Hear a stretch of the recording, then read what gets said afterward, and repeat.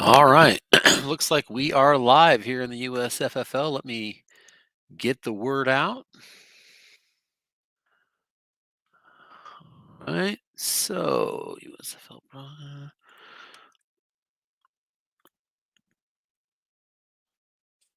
All right. There's the link. So let's come back to StreamYard. And looks like we've got on full screen. Let's get to our game, folks.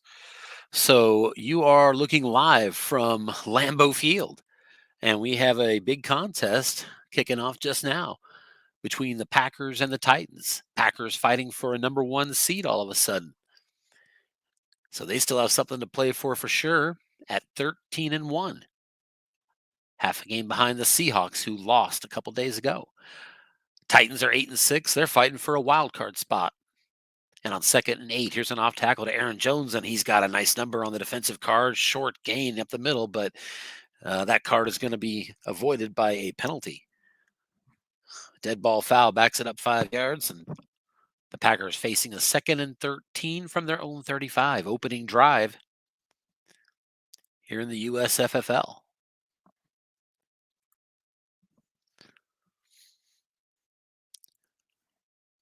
And on 2nd and 13, they're looking deep.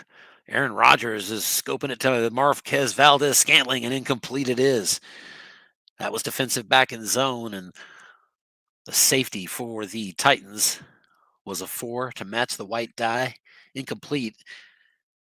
And Aaron Rodgers on the first drive of this game has a 3rd down.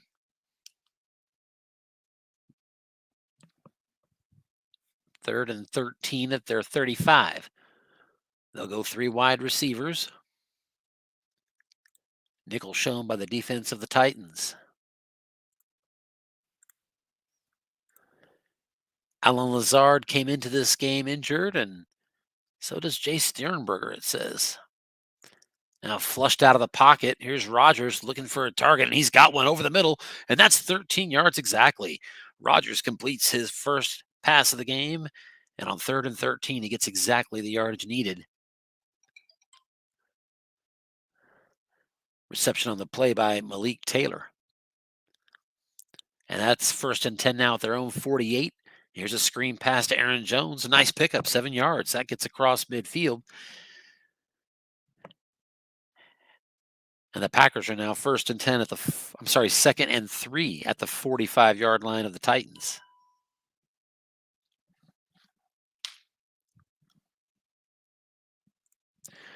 Rodgers back to pass.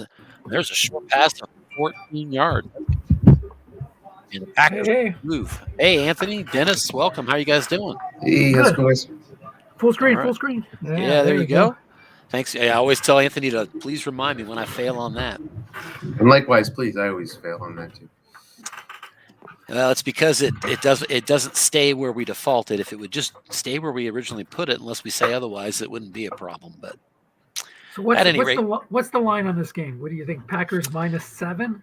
Oh wow, I would say, yeah, Packers -6.5. That's a good line, Dennis. I can't argue with it. There's a short pass incomplete, and 3rd and 8 for the Packers. Nice double team there by who the coach is Pete, right? Pete Quagliarini. Pete Q. Nice. So, Dennis, what'd you think of the tiebreaker situation you find yourself in? I kind of did a little poking around after the game myself, and I was like, it's going to come down to it might be tied on strength of victory and go to strength of schedule.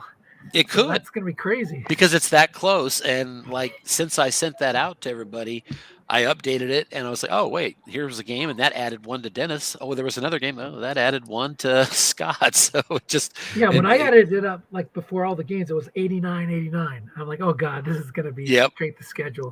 So, strength of schedule instead of strength of victory. Because it's going to come down to the entire Week 16 as well for all 21 of those teams. I still think it'd probably be unlikely that it would land exactly on top of one another, but we'll see. It could. There's a lot of games that play those. So you go through looking at the schedule and starting to root for teams that only you played that Scott hasn't played. Like the Giants won yesterday. Right. Yeah, that's good for me because I beat the Giants, but they didn't play the Packers. That kind of stuff.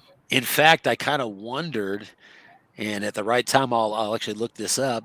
There's a 9-yard pass, and I should tell you, Packers, for those who may be listening, I guess or who may be listening later if they replay it, Packers did get a field goal on their opening drive, and with 9 minutes left, they're up 3-0. So the Titans are now turning around and driving the other way. So yeah, I thought one thing that might be interesting is it's possible that like the Packers have to win this game. I wonder if the Titans are they a team that are they one of the teams that could be a plus for one of you if they won it? Although I guess if they won it, it's a lot less likely that you and the Packers would tie at the end.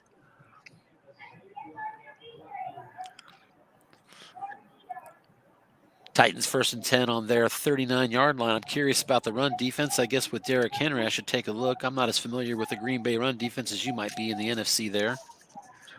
Dennis? Problems there. Yeah, let me take a look myself. I think they're pretty good.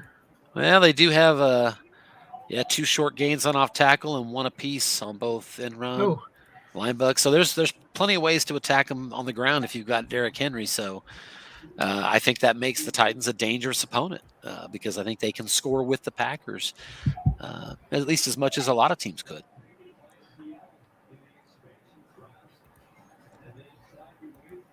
Yeah, I haven't played Green Bay, so I haven't really looked at their cards that much. But gosh, 13-1, you think they'd be pretty good. Oh. Yeah. Yeah, bad break there on an off tackle wrong for Derrick Henry. Hits that number 5.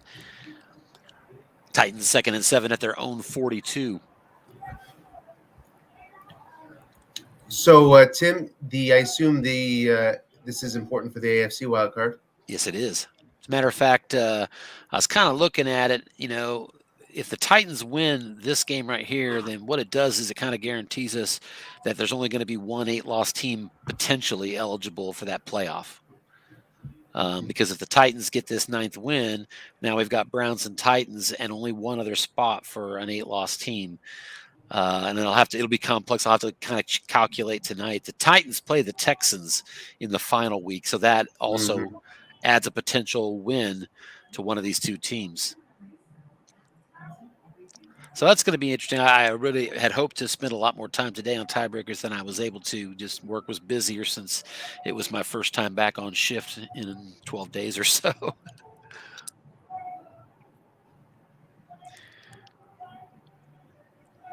Titans on the move. They've got a 2nd and 10 now at the Green Bay 33. Middle of the first quarter, 6:36 left, and the Packers from their opening drive still up 3-0.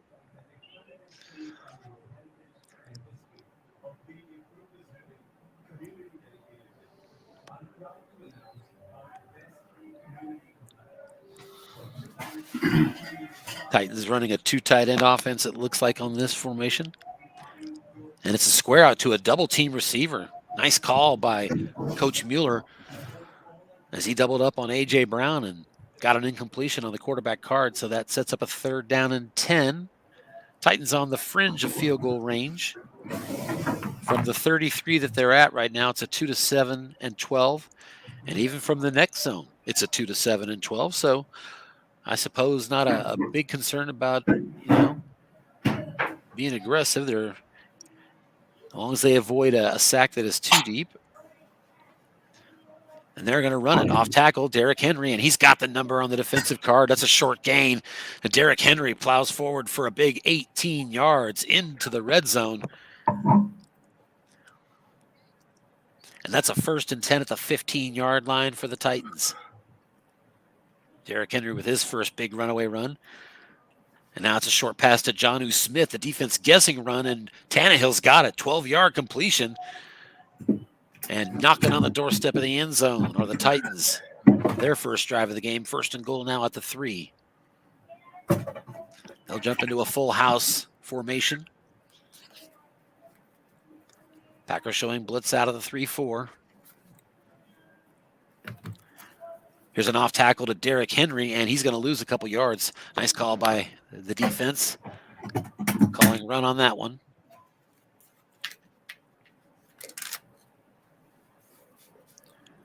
Packers on their first drive, 12 plays ending in a field goal.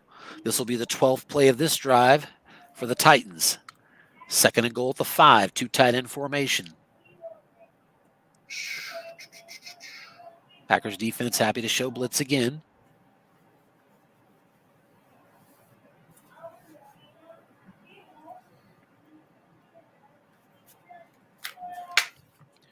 Defense looking run, but it's another short pass to Ferkser, the tight end, and incomplete. Oof. Went to the defensive card, a gift for the defense there. And now it's going to be a 3rd and goal from the 5-yard line.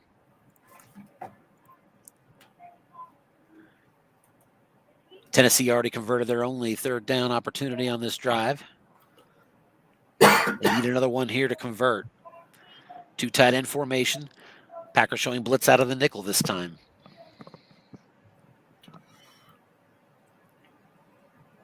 Now you can see where the Packers D cards excel is in that pass defense. It's a nice short pass card to defend with.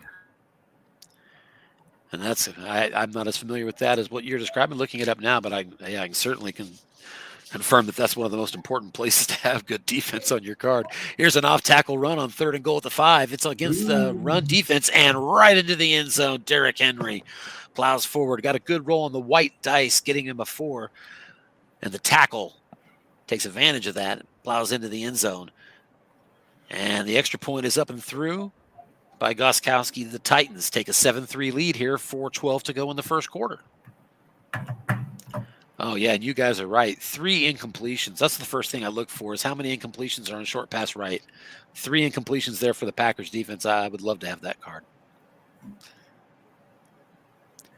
First play, looking deep is Aaron Rodgers, and incomplete. Possible interception on his card. He did hit his split roll of 2 through 4 and 12, misses it, and it's 2nd and 10.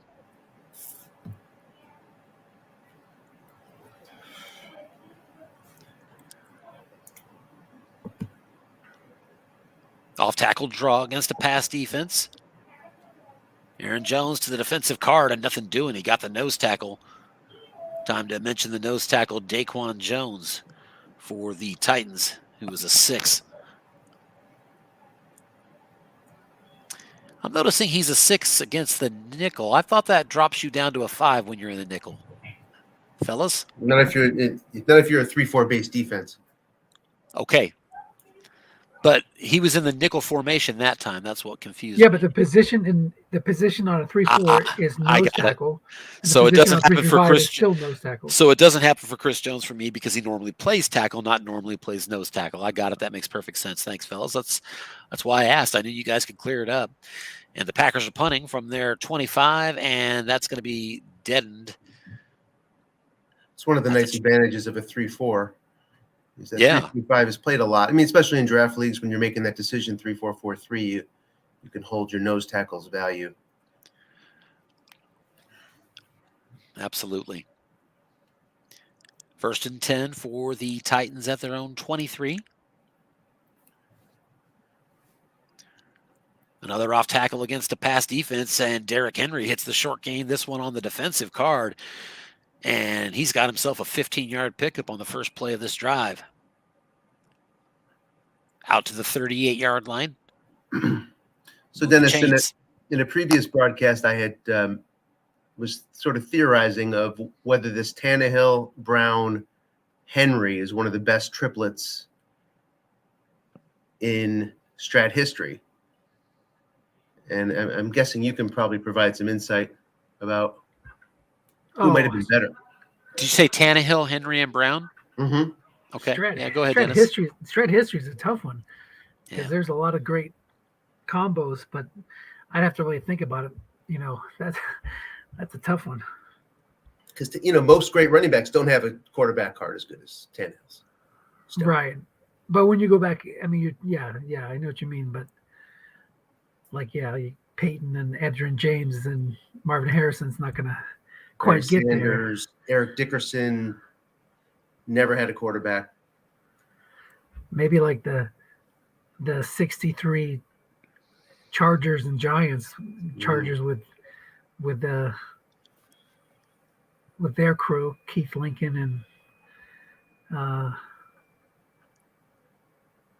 Wow. Lance Allworth and their quarterback, who is really good, except he has a pick on 10 instead of 11. Wow, that's amazing. And then the Giants Depth of have knowledge there. Yeah, that's like one of the, I don't know, like juiced up seasons for Strat. Mm-hmm.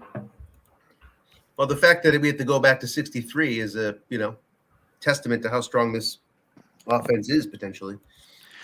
Jumping in just quickly here, Derrick Henry just got an off-tackle run on right for a short gain and a pickup of 12 as the Titans on their second drive have marched all the way to the Green Bay 15-yard line, 1st and 10 again in the red zone as the first quarter expires. They're already up 7-3.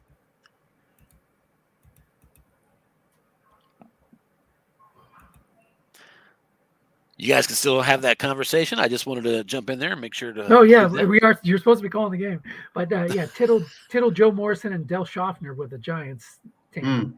But Joe Morrison's not anywhere near as good as. Oh, look at that. Short pass. Tannehill's got a touchdown to the aforementioned A.J. Brown. Nice. And the Tennessee Titans opened this game with back-to-back touchdown drives and a defense that forced a field goal in the red zone on Green Bay's first drive and forced a 3-and-out, no yards gained on the second drive. So a quick 14-3 lead here early on the road in Lambeau Field for Pete Quagliarini and the Titans. I didn't play in the 90s. I mean, so I don't know how good Edgerrin James's cards ever got. Oh, that's a good example. Yeah, nothing close to what Derrick Henry has.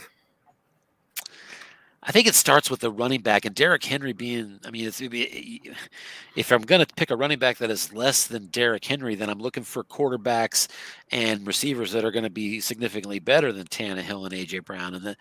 And so that's where, it gets a little more difficult because to me, Henry's as good as I would think. We're locked. Oh, we are locked. You're absolutely right. Thank you for the heads up. Yeah, Tobin Rote actually is the quarterback for the Chargers, and he has an interception on 9, so probably rule him out just on that. Yeah. Although everything else is great, and Keith Lincoln is like probably the best card. 67 had some juiced up teams. That's where the question gets asked, and certainly I don't know about Anthony, but I'm not qualified to speak to what Strat cards looked like for anything other than teams that began in about the 80s. Tim, you should play in Dennis's Battle Royale or Spring Fever. Summer Sprint. Yeah, there's the retro one. Right. And we put how retro is it? Well, so far we've gone back to the 70s. We've done 79. Oh, I see. 78. But yeah, I'm thinking about going back to the 60s, just to mix it up a little bit. We played 78 last summer, which was great. All right. Want to check. Are we still? It did not convert me. And so we're still on full screen. That's what I wanted to make sure. Hey, guys, Green Bay's got a big 4th and 4 here. They just had a 3-and-out on their last one, and they're going for a 4th and 4 at their own 31-yard line. So they're already feeling the pressure of this deficit, and they get the payoff off tackle draw against a pass defense, and that's a nice 10-yard pickup on a big 4th down in the early second quarter here, guys. What about that call? Avoid the penalty as well. The X-roll offensive penalty card. Oh yeah.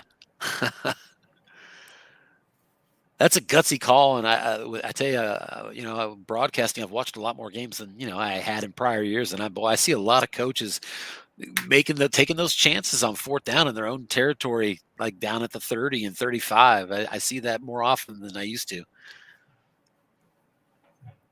Inside contained, didn't have to worry about contained. Me these days, I Dennis too, I guess, for that matter. We're more among those coaches that are more inclined to go there. So I completely get it. It's only 12 minutes left in the second quarter. Yeah. You can I guess for my calculation, I'm always scared about that. Just from a risk reward ratio, I feel like getting the first down, the payoff of accomplishing that isn't near as much gain as the damage of I miss it and I'm already down 14-3 and now he's got the ball at my 31. I don't know. I'm too scared of the opposite end of that equation, regardless of what the percentages tell me. It all comes down to expected yards, and matchups matter so much. Yeah, that's true. And then sometimes you think you have the right call. Yeah. And you're kind of pot committed at this point. So every 4th down after this, you got to go for it. By the way, we've got another fourth down. Yeah. 4th and 1 at the 50, and the Packers are lining up again. Aaron Jones is the tailback in a 2 tight end formation. They're passing, though, and the defense is guessing pass. Robert Tonyan's the target, and that's completed. 12 yards. That went to the defensive card, and 2 incompletions are on that card, so not a bad defensive card on short pass, but it did not find the incompletion that the defense was looking for, and the Titans are now getting a little bit backed into their zone now. 1st and 10 for the Packers at the Titans 38. Now 8:42. By the way, I just said 8:42, and now it says 9:18. That when I'm broadcasting, and only when I'm broadcasting, the clock does weird things. It's true. I can attest. And I never know how to call it because I don't know if they saw both of those times. Which I also sometimes don't know which one's right until the next play finishes. It's a little confusing sometimes. Must be out of sync somehow. Must be. Yeah. It throws me off from time to time. Here's a draw against a pass defense, and Jamal Williams is going to convert. That's a short gain of 13 yards on the defensive card. Both teams having plenty of short gain opportunities and that are being hit on their defensive cards.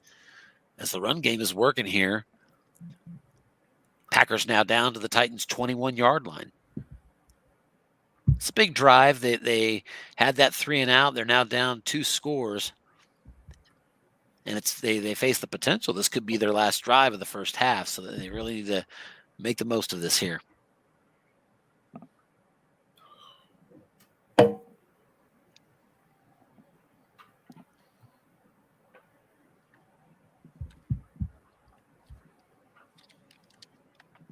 Got to keep one eye on the clock because I want to keep an eye on that Dolphins-Raiders game when it kicks off as well.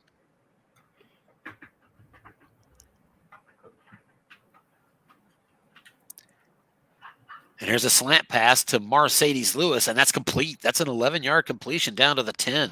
And it'll be 1st and goal for the Packers. Titans defense doubled a couple of receivers that time, but they did not pick up on Mercedes Lewis, and Rodgers found him. Excuse me. Right into the spread 3 wide receiver formation. Jamal Williams, the tailback. Titans going to show blitz out of the nickel.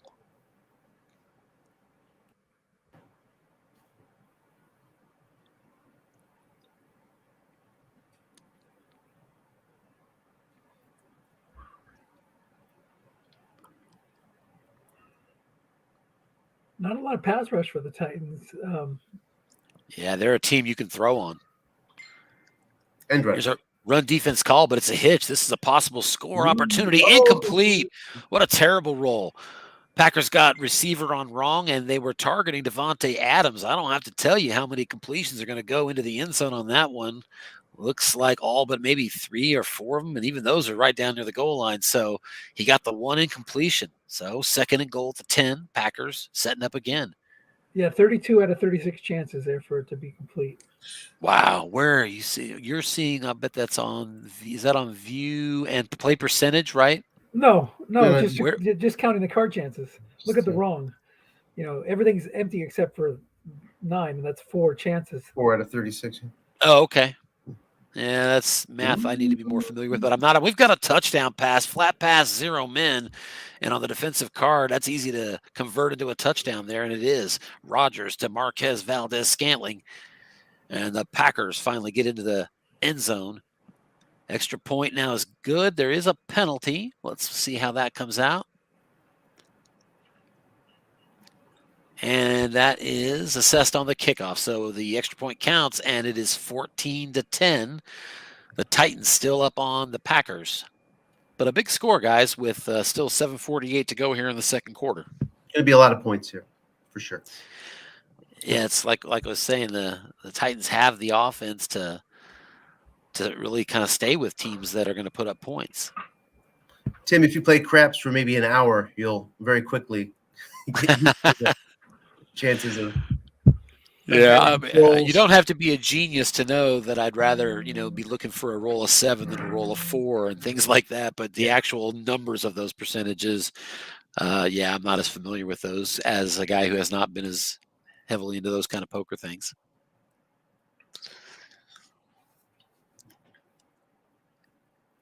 Derrick Henry, just a 2-yard run on off tackle. Linebacker in the zone. That prevented a short gain. Sure did.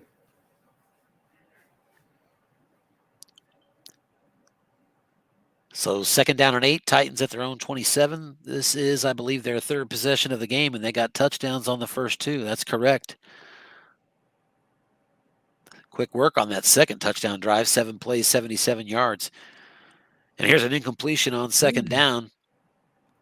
Tannehill was targeting Anthony Ferkser, but found an empty spot on flat pass one man on the defensive card. So we've got a 3rd down opportunity here, 3rd and 8. Hey, Dennis, when did Strack go to this 2-12 on one-man INTs? That's not always been the case, right? On the one-man in zone? On the one-man in zone. I mean, in the 80s, there were more interceptions, weren't there? Oh, yeah, definitely. They just reduced the chances because that's what was reflected in the NFL. Yeah, I guess so. But it's uniform now, which is interesting.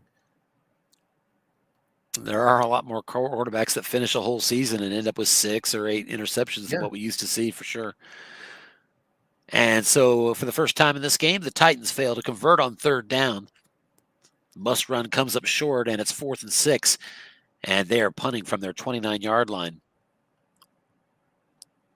From the 26-yard line, fair caught there by Tyler Irvin. Spelled correctly, I might add, on that last name. And the Packers take over, 1st and 10 at their own 26, with 6 minutes to go here in the first half, still trailing 14-10. Obviously, while Dennis is here, I'm trying to get many questions as I have out there. There's that many better resources. I totally encourage that. I really do, just like I do that with either of you being on the broadcast, frankly.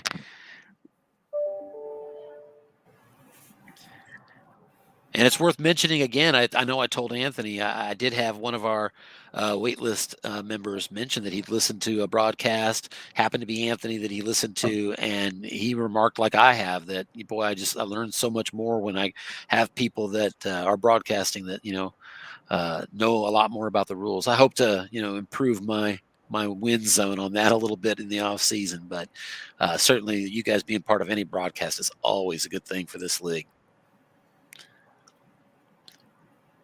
2nd and 10, there's an off-tackle draw and 5 yards. Wanting to check the play disparity here. I'm just kind of curious. Green Bay has run it 12 times and passed it 16. So I knew they'd run quite a bit, and I was just kind of curious that ratio. Packers now have a 3rd and 5 at their own 31. They're going to go 3 wide receivers. Malik Taylor, who I believe caught the first touchdown pass. He's in the slot right now. Probably getting more playing time with Alan Lazard out with injury in this one.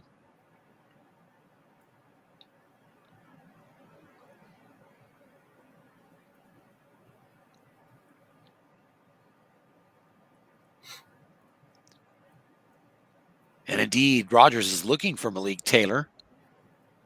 Defense was guessing pass. They're double teaming a different receiver, though. Rodgers flushed out of the pocket. And on his card, he's got a completion, it says, and the yak opportunity is going to be enough for a first down. Let's see who that pass was to. And Jamal Williams was the target. I believe he's a B. Yes, he is. His yak rating is a B. And, boy, he got the nice first down on that one. 9-yard gain, 1st and 10, Packers now at the 40. Dennis, you saw a lot of 3-3-5 against you with the Rams. Have you been seeing a lot of that against the Seahawks, or was that new? First down, 3-3-5. Like you were playing against it, your offense. He was calling 3-3-5 against you. Dennis still with us? I'm checking that right now. He is, but I can see that he's on a call. Oh, he's on the phone. Yeah. Yep.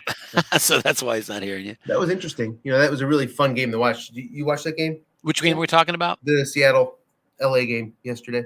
Oh, I tried to watch some of it, and I wasn't able to see some, but I saw about 30% of it. Mm-hmm. The Rams have such a strong run D that you can get away with that. Yeah. Strong run D. Just it takes a league that is always going to lean toward a lot of pass calls on defense, and you can really maximize that if you've got a run defense you can count on.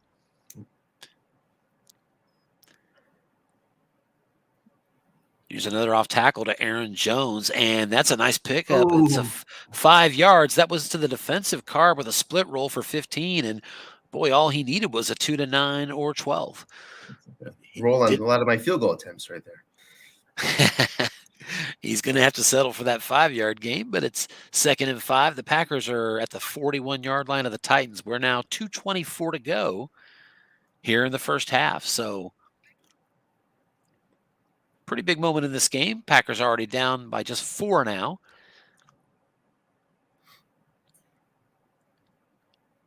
Ooh, we got a box opportunity too. Another off tackle to Aaron Jones. Just a 2-yard pickup, but there is a penalty, and they're going to march that backwards. It's holding against the Packers.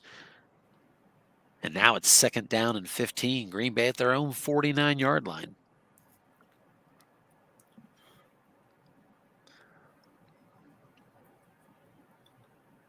Both of these kickers have good legs in this game, both in distance and power. I guess that's kind of the same thing, but yeah, I think what I meant, their range and their odds of hitting it. Aaron Jones just 25 yards on 8 carries, 3.1 average. And here's a screen pass on 2nd and 15, targeting Jamal Williams again. Result is receiver, and that's a nice pickup. 14 yards. Maybe you can help me there, Anthony. That was converted to wrong on that receiver result because why? I would assume the linebacker was blitzing, so that left him open, I would guess. So whoever was covering Jamal Williams, the linebacker might have been double teaming or doing something else. That is a viable explanation I hadn't considered. Thank you. Mm-hmm. Since it was to a running back. Sometimes I've noticed that there are certain coaches, they know that, and they love to capitalize on that. And they're always waiting for you to blitz your linebacker, and that's how a lot of halfbacks get a ton of receptions. So I've been a little more careful about that. Oh, incomplete, another 4th. Yep, the Packers are going to have another 4th down. This is 4th and 1 at the 37, and then from there, that's a field goal attempt of a 2 through 6 and 12. And there's some cushion. Their range is all the way out to the 40, but they're going to go for it. And I don't know. I don't blame you. It's 4th and 1. I don't. Yep. Yeah, you got to do what you got to do there. So right on the fringe of the field goal range, here we go. Huh? The conversion also takes away a possession, which is a nice bonus here. Yeah, that's true. He will not get the ball back if he converts. They will get the ball back in a field goal attempt no matter what. Defense is guessing run, but crossing him up. He's looking to pass, and Aaron Rodgers has a completion for 15 yards. There's a penalty, and I need to see who that's on, and that's a personal foul. So tack on the yardage, and the Packers, with 1:45 to go here in the first half, are now 1st and 10 at the Titans' 11-yard line. Well, good news, bad news, because now Tennessee will get the ball with some time, most likely. Yeah, that's true, especially because they have 3 timeouts left. Mm-hmm. But I think they'll trade that if they can get in the end zone here, especially, right? Sure, yep. 2 tight ends, and they're going to run it up the middle into a short yardage defense. Aaron Jones to the defensive card, and he gets a nice pickup of 6 yards with 2 linebackers in the zone. Offensive center making the block, Corey Lindsley. And the injury preserves the timeout. Yeah, that's right. I saw you guys were looking for me. My wife called. What any question, or just was wondering why I wasn't talking? And we're just I was just theorizing. We're asking you if you've seen a lot of 3-3-5 base defense run against you like you did yesterday. Oh, not really. I think most people are afraid that they'll get run out of it, but it can be an effective. It can be an effective weapon for sure. Oh, and I was gonna say the 2-12 is not totally universal. Like Green Bay has it on 2, 3, and 12. Oh, they do. So it does. Yeah, so it's not like all teams have only 2 and 12 one man flat. I was checking one variation of it. Let's see. Yeah.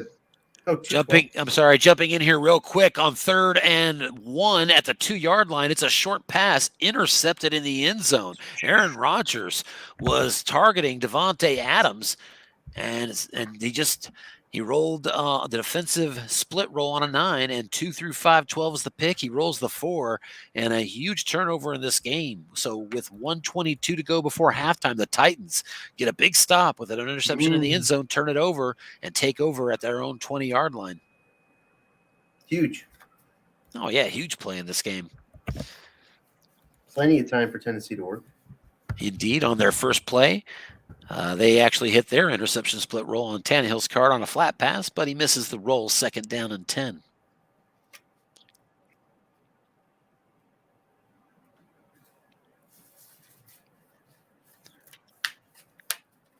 Titans with a short pass to A.J. Brown and nothing doing. That finds an empty spot on the defensive card, 3 men in the zone. We already alluded to the fact the Packers have a really nice short pass defensive card with 3 empty spots. And unfortunately for the Titans, Tannehill found one. So a big 3rd down now, 3rd and 10, Titans at their 20. 1:07 left to go here. Titans still have 2 timeouts. And Green Bay has 3. So That's Green right. Bay They get a stop. 22. That's right. Big plays, turnovers, and penalties. That's the name of the game. And on 3rd and 10, we've got a pitch out. They're going to try to run it with Derrick Henry. And it goes to the defensive card and just a 5-yard gain. He did beat the defensive end with a 6 on the white die, but that's going to come up short. And I assume Green Bay's taking a timeout here, and they do. So Green Bay now with 2 timeouts, they're going to force the Titans to punt with 60 seconds left exactly from their own 25-yard line. A decent punt of 48 yards, and that's going to just be left to roll into the turf. And the Packers will take over with 52 seconds left. 2 timeouts. They're at their own 28-yard line.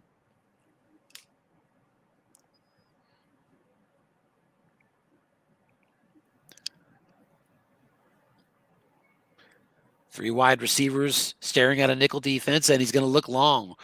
Rodgers targeting Robert Tonyan, and he's got him. Complete 31 yards on the exchange. That was to the defensive card, and he just found a 31-yard completion sitting there waiting for him on a 4. And the timeout from the Packers, they're across midfield now, 45 seconds left. Just 1 timeout for the Packers, but they're already at the Titan 41-yard line. Plenty of time left here, especially if you're thinking field goal. There's one of those big plays. That's right, another big play, and you might find yourself close to the end zone here. 3 wide receivers, Titans in the nickel, still leading in this game 14-10 on the road in Lambeau.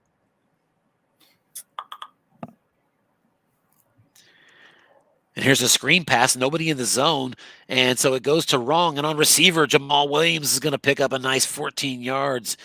Jamal Williams has the Packers down to the 27-yard line. He did not get out of bounds. And we have 30 seconds left. That's a spike, so they do spike the ball, and so we have 2nd and 10. Good call.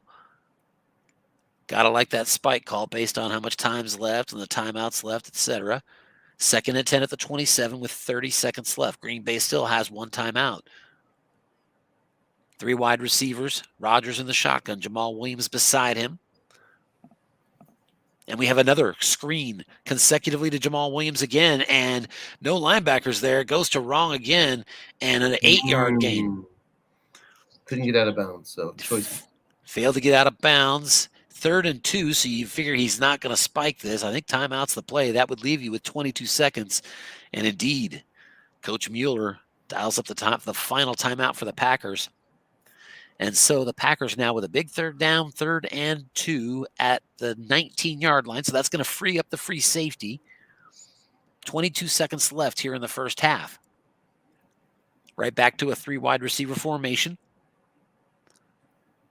Titans with the nickel, and it's a short pass. Marquez Valdez-Scantling, he's got him for 11 yards.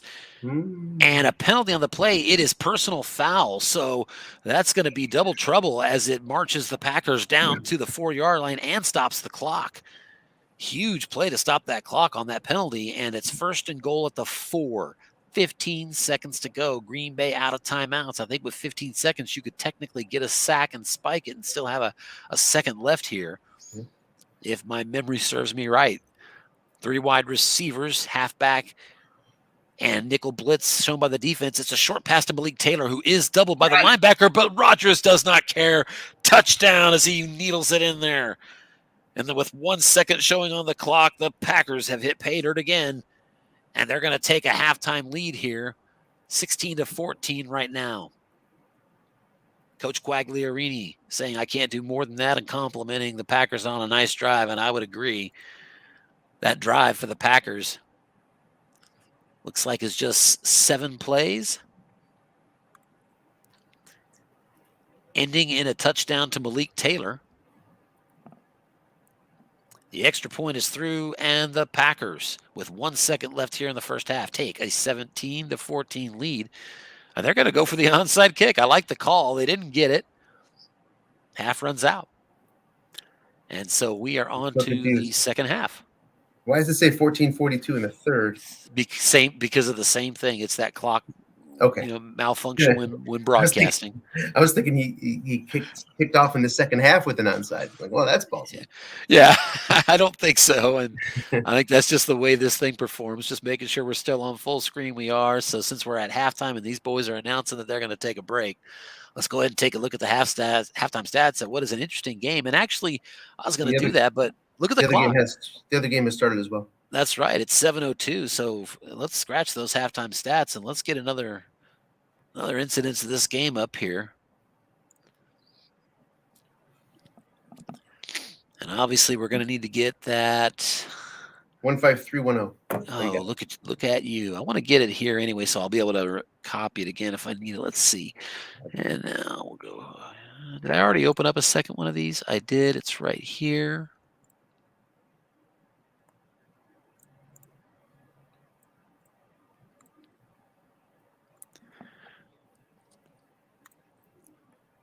All right, so we will come back shortly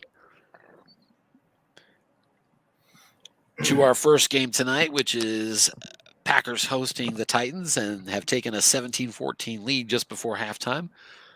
Trying to check in here with the Dolphins-Raiders game. Looks like it was 5 minutes ago that they posted that game number. It's not letting me in so far. I think I will back out and try it one more time.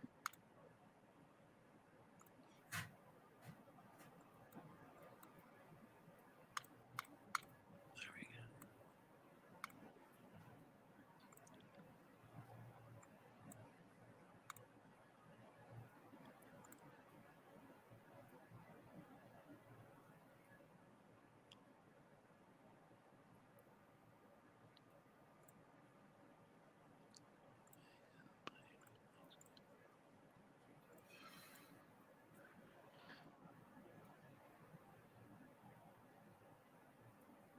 You know how they say, doing the same thing and expecting a different result. No new game number there. They've kicked off, I think, in the second half. Yeah, I think I'll come back here in a second. We'll go back to our main game. Any playoff implications in that one? COI or otherwise? So if you mean Dolphins-Raiders, there's extreme playoff implications. They're both still alive for a wild card, and it's an elimination game for the loser. So, I mean, I suppose whoever wins it still is, on the outside looking in as far as their chances of getting a wild card. But it's easier, honestly, to see it happening than it might look. If they get to 8-8, they wouldn't be sitting there at the bottom of that in the hunt as still available. If my research hadn't made it look like they, had a legitimate shot, if they can get to 8-8. Well, they didn't kick off. Okay. Did you say that they kicked off here in this other game? I thought they did. I thought it popped up that Crosby had kicked off, but I guess not. Yeah, I thought so too. I'm going to close both. And the first thing that does is I like that I don't hear the game volume anymore because sometimes if I still hear it, it means I think there's something hung in the background. So I wanted to check that. So I'm going to start with the Raiders game. And also, I don't know how you feel, Anthony, but sometimes I feel like cutting and pasting isn't as reliable as actually typing in the game number. Sometimes I'm desperate to mix up the formula when nothing's working too. So let's see what we got here. 15310.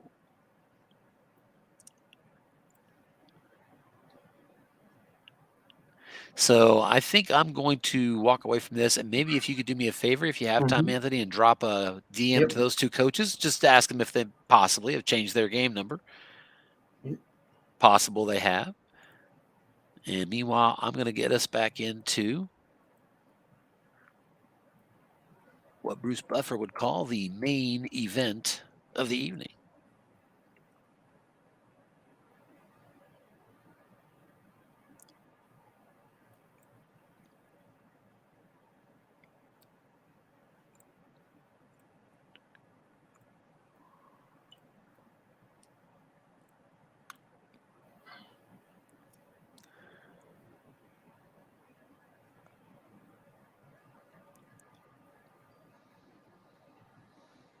All right, so we are right back in and actually live in action now.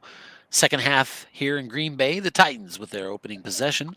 Second 11 at their own 24. And they're going to run an off-tackle play into a pass defense. Derrick Henry on his card, just a 5-yard gain. That is exciting when it goes to his card wrong. Anytime it goes to his card. Even though that number was right along the middle at an 80, just missed a 21-yarder. There was a long gain, 34, 47, and 3 short gains there, I guess, too. It's just crazy. It's one of those cards that you live for. 3rd down and 6 here. Titans started, I know, at least 2 for 2 on 3rd down, but they've missed their last few, I think. Yes, indeed. They're 2 for 4 now. Green Bay 3 of 9 on 3rd down at this point. 2 tight end formation, and they're going to throw a screen. Derrick Henry out of the backfield as the target. 2 men in the zone, and incomplete as it did go to the defensive card. So that's going to bring up the 4th down. Tony wrote back with the same game number, 15130, right? Same as before. So they're in, and the game number is what we saw, right? Yes, so. All right. I'll go back and check that in a second here. Opening drive of the second half, quick 3 and out, and the Packers punting, or I should say the Titans punting to the back to the Packers, and they'll take over at their own 23. Let's give that one more chance because I would like to be able to go back and forth if that option's available to us. I know I got the pre-file in there, and that's right, and that's shown by the fact that we see the game there. Launch, and is it 15310? 15130. 15130. There we go. Let's see how much time is left. Maybe they just didn't start right on time. Yeah. Sometimes the game hasn't fired off yet, even though they're already in.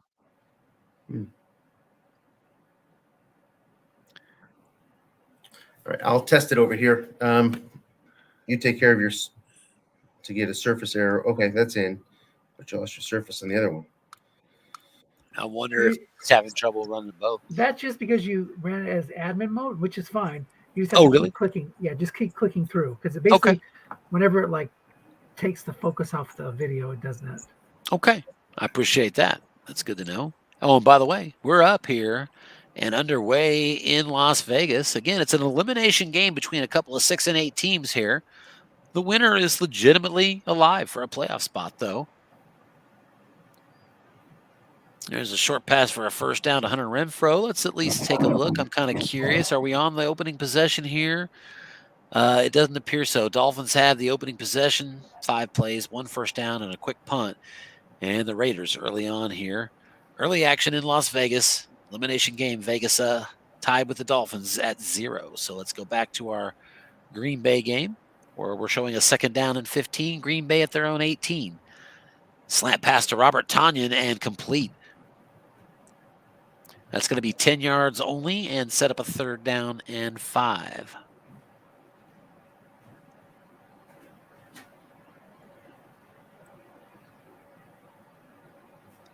All right, so all right, guys, I'm gonna jump out. Thanks. I got to go pick up my son at wrestling practice, so we'll see you guys later. Absolutely. Thanks for stopping by, Dennis. Always love having you here, man.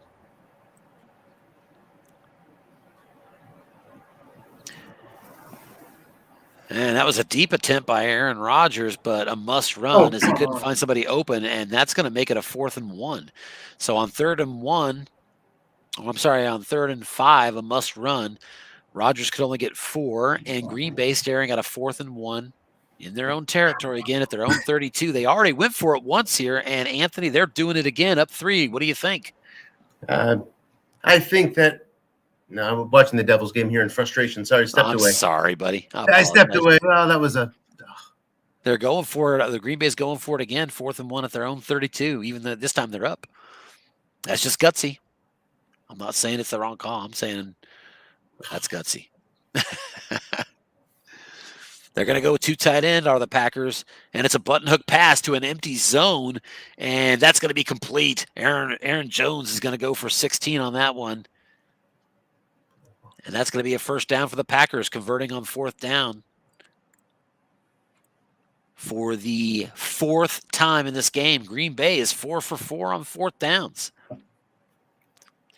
Coach Mueller being aggressive. There's a short pass completion of 11 yards into a run defense. And the Packers now across midfield at the 41 of the Titans.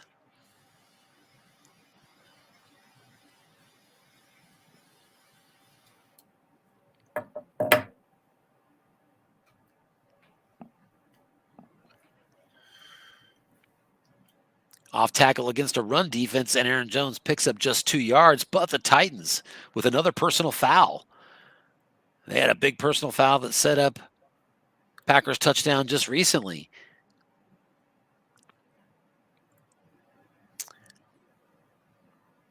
And that's going to make it 1st and 10 at the 24-yard line for the Packers.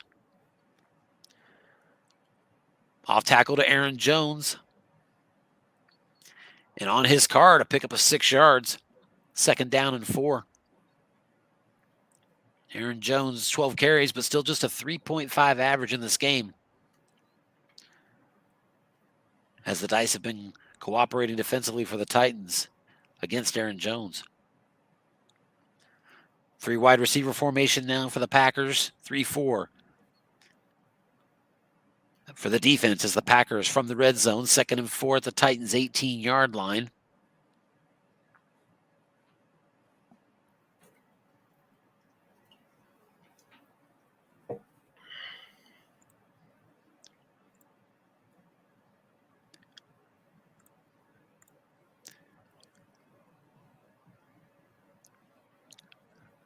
And the play call is a short pass. It's Marquez Valdez-Scantling that he's looking at and flushed out of the pocket now. Rodgers, 2nd and 4, looking for another target, and he's got one. 13-yard completion up the middle. That was Jamal Williams out of the backfield, who's been busy in the passing game here in the first half. 6 catches, 59 yards. The Packers are now 1st and goal at the Titans' 5-yard line.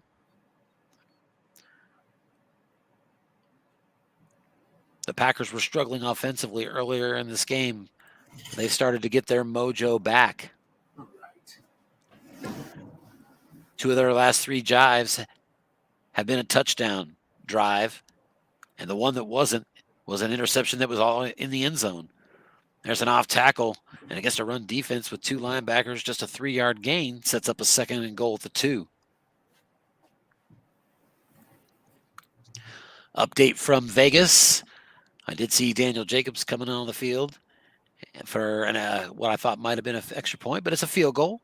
Vegas takes an early 3-0 lead at home against Miami. And there's a touchdown on a run for, no, I'm sorry, that's actually a little pass, a rollout by Aaron Rodgers, and he hits Devontae Adams in the end zone. And that's another touchdown for the Packers. They're now up 24-14 after the extra point, a 10-point lead here, 8:24 to go in the 3rd quarter. As the Packers have come back with 21 unanswered points after falling behind 14-3 in this game. So the Titans now down by multiple scores for the first time. An off-tackle run to Derrick Henry and nothing doing. Nose tackle beats that 4 on the white die, and it's now 2nd and 10.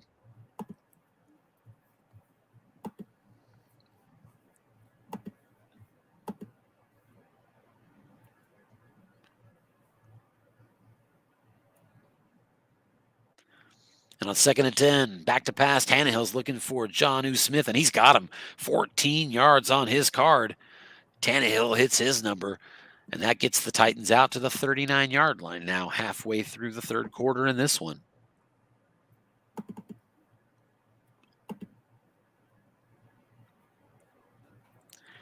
As so many games do, we have ebbs and flows. And right now, momentum is with the Packers. But here's a deep ball. Corey Davis is the target, but flushed out of the pocket. He didn't throw it after all. And a nice little dump pass over the middle. 16-yard gain. 0 men in the zone. 16 on the defensive card. Tannehill goes over 100 yards passing in this game and has the Titans across midfield at the Packers' 45-yard line, 1st and 10.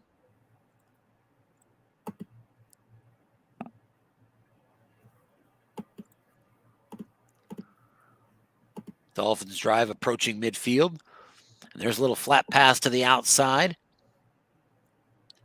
Derrick Henry just a 1-yard pickup on that catch, and it's 2nd down and 9.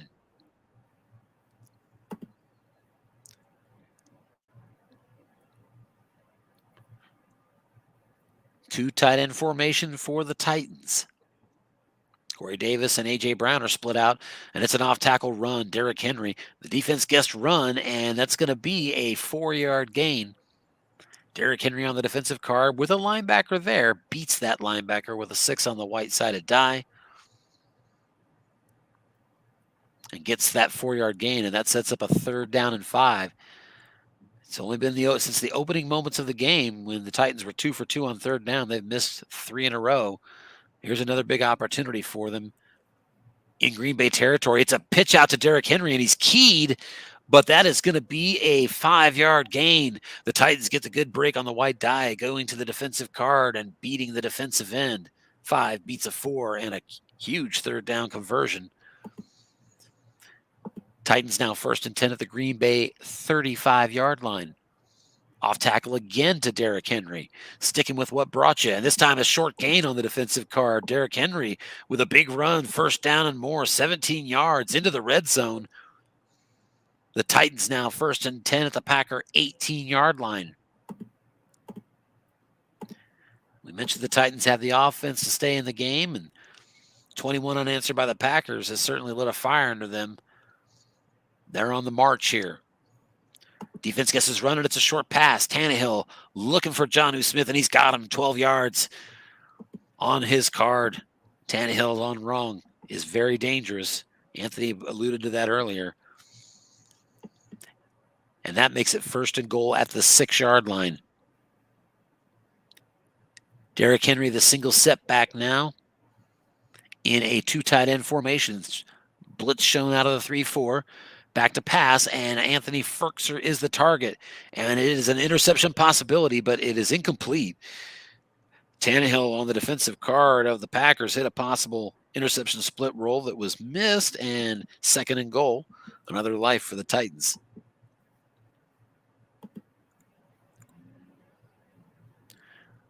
The Dolphins now 1st and 10 down at the 22-yard line, trailing 3-0.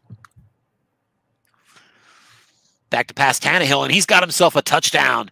Anthony Firkser over the middle with a 6-yard reception in the end zone. Tannehill with a 2nd TD strike. Extra point is good, although there's a penalty. And it was offside against Tennessee, so they're going to back him up and make Gostkowski try to kick it again from the 20.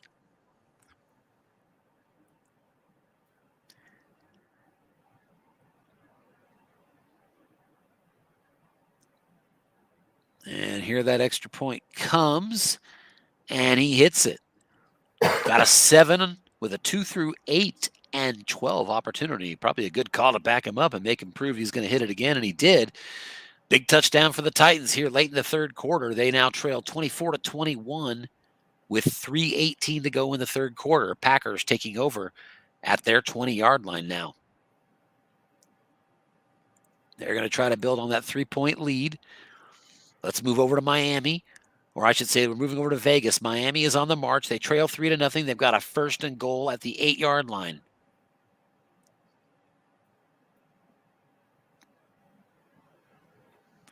This 1st down here was set up by a personal foul on the Raiders.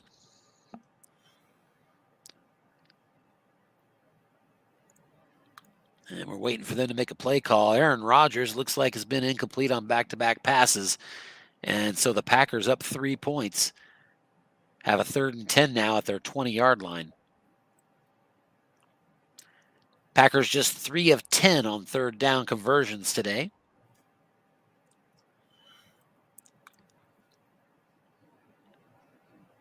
And by the way, the Miami Dolphins turned it over down in the red zone, an interception by Tua Tagovailoa.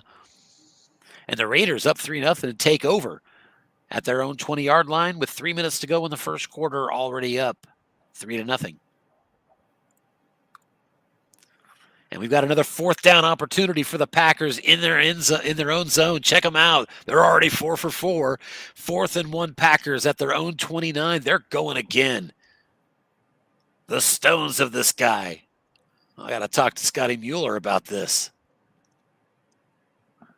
And it's a QB sneak to Rodgers. Defense guessing pass, and you know he's going to convert that. Rodgers got himself a 5-yard gain. And the Packers now 5 for 5 on 4th down, and I could tell you 3 of those were inside their own 35-yard line, both trailing and leading. Teams like that scare me. 2nd and 4 as a 6-yard run by Jamal Williams has the Packers at their 40-yard line. And here's a hitch pass. That's the linebacker zone that was left open, and that's converted for 8 yards. That added a couple yards on that play by having that empty zone, and it converts that 1st down. So 1st and 10 for the Packers at their own 48-yard line. Here's an off-tackle run, Jamal Williams, and that's going to be just a 1-yard gain. Blocking back was the result, and with no fullback in the game, that one was going nowhere.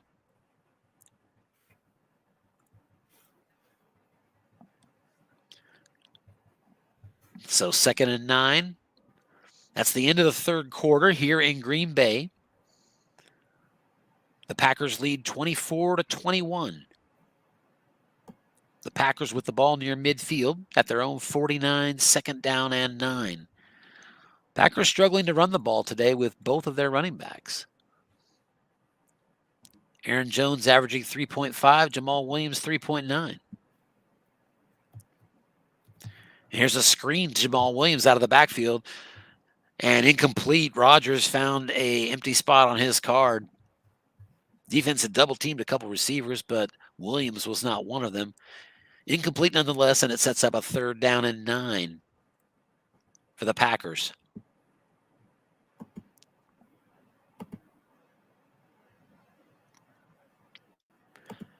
Three wide receivers looking at a nickel defense by the Titans. Jamal Williams, the single setback. Davante Adams will work from the slot on this play.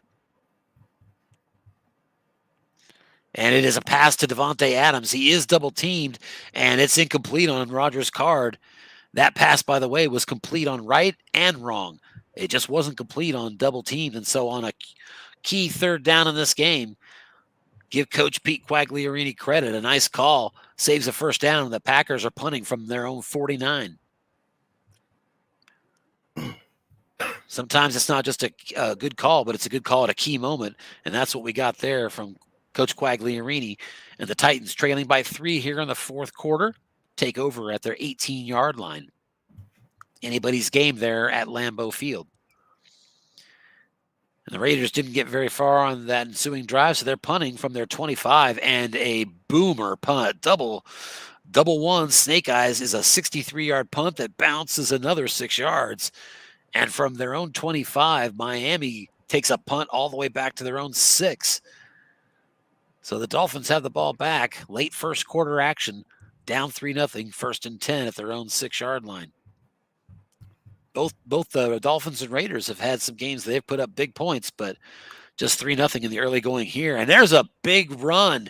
Derrick Henry gets a long gain on his card, and it's 30 yards. Not the best, and as a matter of fact, the worst roll on that long gain chart. But I'm sure Coach Quagliarini doesn't want to complain about that. A nice 30-yard run there puts Derrick Henry at 117-yard rushing on 15 carries. And it has the Titans up near midfield, 1st and 10 at the 48. And here's a deep ball to A.J. Brown. He's double-teamed. Darnell Savage had him double-teamed and incomplete. Tannehill's card. It would have been receiver on a 6 on wrong, but right and double-teamed, nothing doing. So 2nd down and 10 now here for the Titans. Certainly Tannehill getting the benefit of a running game today that the Packers really are not. Here's another off tackle to Derrick Henry and a pickup of 5 yards. So 3rd down and 5. Titans at the 47-yard line of Green Bay. 12:36 to go here in the 4th quarter. The Packers sporting a 3-point lead. Coach Quagliarini of the Titans has judiciously used Derrick Henry's carries at 16 now here in this game. 2 tight end formation on 3rd and 5. Packers in a 3-4. They're guessing pass, but on 3rd and 5, it's a run. Derrick Henry on his card gets an opportunity, and it's just a 4-yard gain that leaves the Titans short. 4th and 1 at the Green Bay 43, and you know they're going for it. As we mentioned before, the Packers today are 5 for 5 on 4th down, including 3 of them inside their own 35. The Titans are going for their first attempt here. Big play in this game, 4th and 1, Green Bay territory at the 43-yard line. 2 tight end formation, you know it's Derrick Henry. Behind Tannehill, 3-4 defense. Ooh. And it's a sneak against a run defense. Tannehill comes up short. Tannehill gets an 8 on his card, needed a 7 or higher. And he is failed to convert on that 4th down. And the Packers, up 3 points, take over at their own 43-yard line with 11:42 to go in this game. Big stop on that play.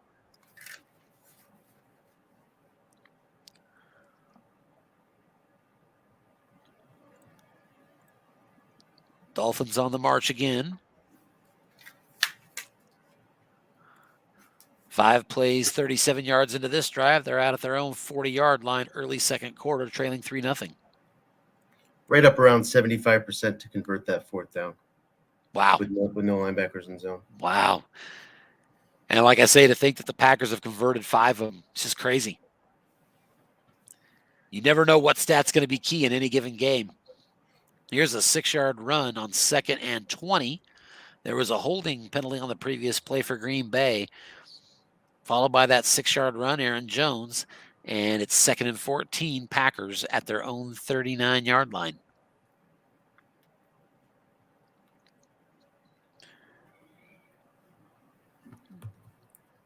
Packers now out to a 3-4, or I'm sorry, 3 wide receivers, and they're throwing. It's going to be a short pass incomplete. That was a roll of 8, so you were looking for receiver on wrong, but nothing doing on right. So 3rd down and 14 now for the Packers. We've mentioned how they've struggled on 3rd downs today. They've been great on money on 4th downs, but 3 of 12 on 3rd down.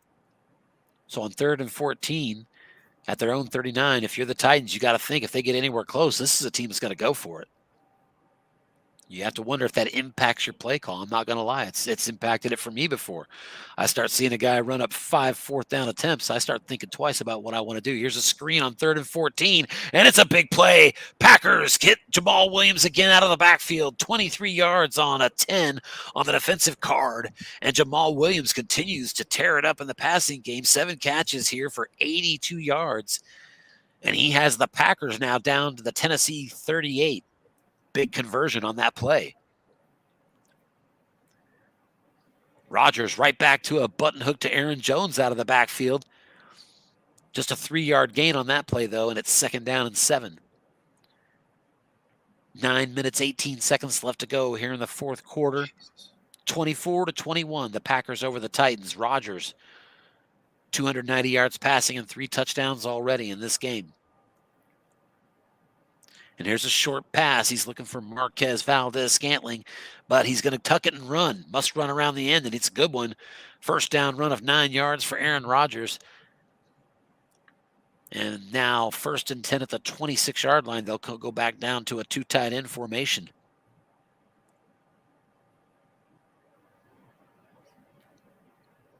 Still 3-0 in the other game. Here's a short pass by the Packers. Valdez-Scantling is the target again, and it's complete. 10-yard completion. Move the chains once again. Aaron Rodgers now at 300 yards passing, and he has the Packers into the Titans' red zone. 1st and 10 at the 16. Oh.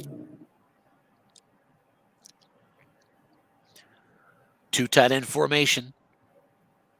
And it's an off tackle. They're going to run it. Jamal Williams into a pass defense. And on his card, it's a pickup of 5. 2nd down and 5 at the Tennessee 11. So outside of the 10, we're still open to those flat pass possibilities. And 2nd and 5, when you got short yardage at that 11, I kind of like that as a call. I think it's pretty common. So I'd be thinking about that. 2 tight end formation. Tonyan and Mercedes Lewis are the bookends. And it's a quick slant to Tanyan against a short yardage run defensive call. Opportunity here for the Packers. Rodgers on his card gets receiver, and Tanyan has it. Not quite enough for a touchdown. He's down to the 1 yard line. 1st and goal right on the doorstep for the Packers. 7:12 to go in this game. They're looking to go up by 10 points. Full house, inside run right at the middle. Aaron Jones, touchdown, Packers.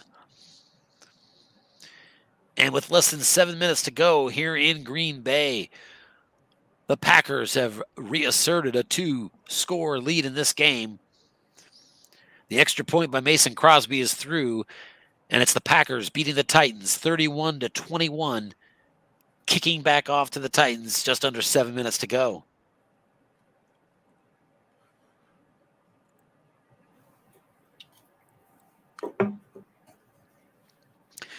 And we do have a score in Miami. The Dolphins have scored to Tagovailoa to Pat Williams for 22 yards and a score.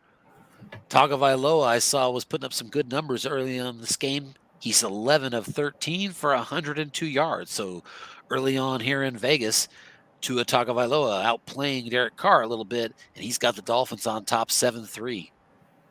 Elimination game there in Vegas.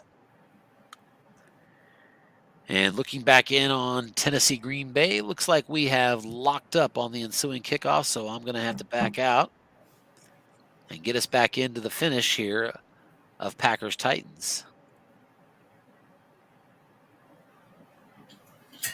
Bear with me as I do that.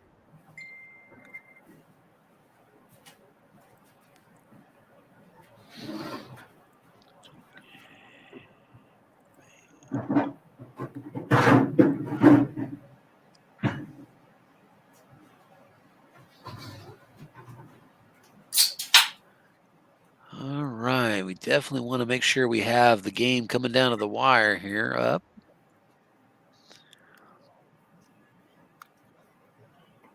And there it is, folks. We are back in Lambeau. 6 minutes left to go here. Packers up by 10, but the Titans with the ball, 2nd and 10 at their own 39-yard line.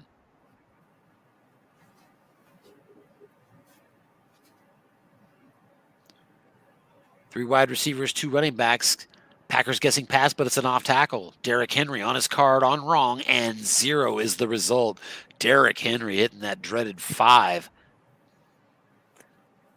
And that's going to be nothing doing. So 3rd down and 10 here for the Titans. There's only 5:24 left to go here in Green Bay. Titans are down 2 scores with a 3rd and 10 at their 39. So you got to think they're going to consider going for this if they don't convert. Barring a sack, I know I'd have to consider it. So big play here on 3rd down for the Titans. 3 wide receivers split out. Adam Humphries is going to work from the slot. Packers in a nickel. And it's a short pass. Adam Humphries is the target, and he's doubled, and by the safety no less. To the defensive card it goes, incomplete. Defender extra 15. 4 on the white die, and we have a 4th and 10 for the Titans. And as I alluded to a moment ago, they're in a tough spot, and indeed, the Titans are going to go for this. 5 minutes, 6 seconds left to go, trailing by 10 at their own 39, the Titans. So not in the shotgun here, keeping Henry open. I'm not sure what those linebacker good call. run readings are. Good call without the shotgun. Derrick Henry could not just run up the middle. He can run around the end. So let's see if he wants to try that on 4th and 10. Yeah, it's a big deal with those linebacker run up. Not going to do it anyway. Short pass, Corey Davis. He's doubled by a linebacker, so it limits the opportunities. Let's see. It goes to the quarterback card and incomplete. Tannehill cannot convert it. Give Coach Mueller credit on the Packers as his double teams impacted the last couple plays on that drive. And the Packers taking over 1st and 10 at their 39. We've already alluded to one of the storylines coming out of this game at Lambeau Field is the 4th down conversions. Another big miss there, 0 for 2 for Tennessee. The Packers 5 for 5 on 4th downs in this game. There's a -1 on a run by Aaron Jones. 2nd down and 11 for the Packers as they're going to be looking to milk the clock here.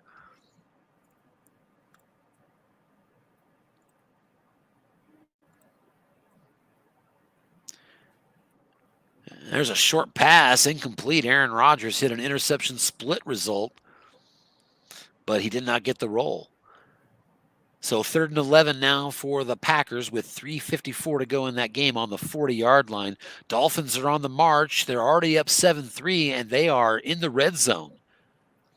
So we're looking in. We've got a live look in here in Miami, or I'm sorry, in Vegas.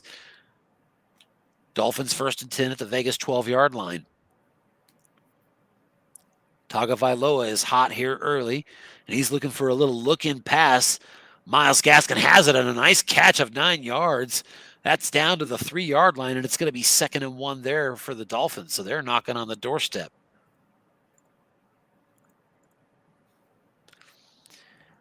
Packers fail to convert on a button hook on 3rd down. And it's going to be a punt from the 40 of the Titans. Coffin corner and barely into the end zone. Real close to going out at the 1, but the Titans will take over at their 20. And I think we have to classify a little bit desperation time now here for the Titans. They're down by 10 points. They need 2 scores. 3 minutes, 18 seconds left in this game, and that's all. 3 timeouts still for the Titans, but a long way to go and a short time to get there. I know there's a song about that from someone. 2 tight end formation is where the Titans are going to open. Passes the defensive call. Pitch out. Derrick Henry going to try to pick it up on his card, and he's got a short gain. And so a good run there, 15 yards. Let's see if he can get out of bounds here. Heading for the sidelines, and he does. So saving the timeout, out of bounds at the 35. That was a 10 on end run wrong. A 9 was a long gain. So gives you an idea of just how volatile it is to let him run. They're going to do it again. Packers guessing pass. Here's another pitch out. Derrick Henry. This time it's a short gain on the defensive card. Derrick Henry again. 13 yards and a 1st down. This time he fails to get out of bounds. And that's going to run the clock down to 2 minutes, 24 seconds is what I'm looking at here. 1st and 10, Tennessee at their 48-yard line. Derrick Henry now 168 yards rushing in this game. 3 wide receiver formation. Nickel defense, square out to A.J. Brown. He is doubled by the linebacker, folks. Goes to the quarterback card, and we have a yak opportunity and a nice catch.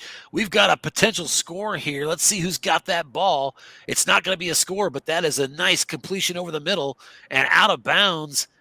A.J. Brown, 31 yards. He got snake eyes on 0 men in the flat pass zone and got that long gain now down to the 21-yard line of the Packers. So a fast-moving drive here by the Titans with 2:06 left here in the 4th quarter. And there's a nice run, long gain, and it's into the end zone. Derrick Henry converts. That 9 he missed on long gain just moments ago. He hits it on this play, and a quick touchdown from the Titans has made things interesting here down the stretch.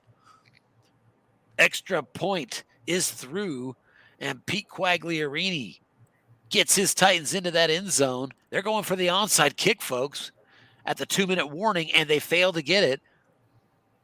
So here we are, folks, 1:52 to go in this game. A fast touchdown by the Titans has put some pressure on the Packers. Green Bay at home leading 31-28.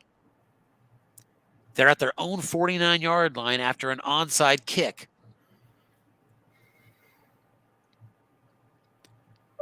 And here's a button hook pass into a run defense. Aaron Jones on his card receiver is going to pick up 12 and get a quick 1st down for the Packers. And sure enough, the Titans are going to call their first time out here. Packers now 1st and 10 on the fringe of field goal range at the 39 of the Titans. 1:45 to go here in the game. 2 tight end formation. Jamal Williams substitutes for Aaron Jones, and they're running him off tackle. Defense is guessing run, but it goes to the defensive card, and we've got a short gain. Big break for the Packers as Jamal Williams plows through against a run defense and gets 11 yards and a 1st down. Titans are forced to call their 2nd timeout here. And that may be enough to almost clinch this game. One timeout left, 1:37 showing on the clock. I can't imagine much other than run calls here. 1st and 10 at the Titans, 28, 2 tight end formation.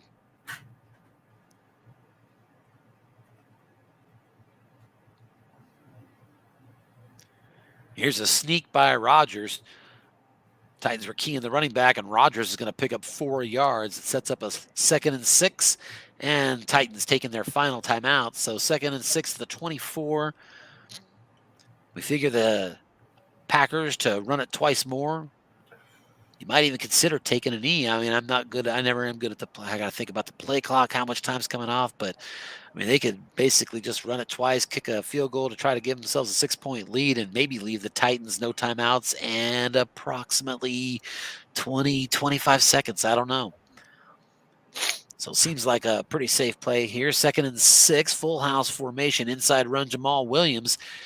And he has picked up just a yard. Actually, he picked up nothing. I apologize. Linebacker in zone. Makes the stop, and it's 3rd down and 6. 45 seconds left. He's going to take a knee here. And let's see where that's going to leave the clock. This game is pretty much over, and indeed, just 1 second left. 4th and 7, so the Packers are going to win this game, folks. I would just take a knee on this 4th down, and it looks like that's exactly what Aaron Rodgers is going to do. And that's the final gun here in Green Bay from Lambeau Field. The Green Bay Packers fall behind early 14-3, come storming back, and then hang on to beat the Titans 31-28. This keeps the Packers alive for the #1 seed in the NFC. I encourage you all to go to the postseason tracker to see more about that particular tiebreak. It's very interesting where that one's headed, where that's trending. The Titans move to 9 and 6, and that's going to keep them alive. We'll see if these coaches want to stop in. Feel free to stop in, guys. No pressure.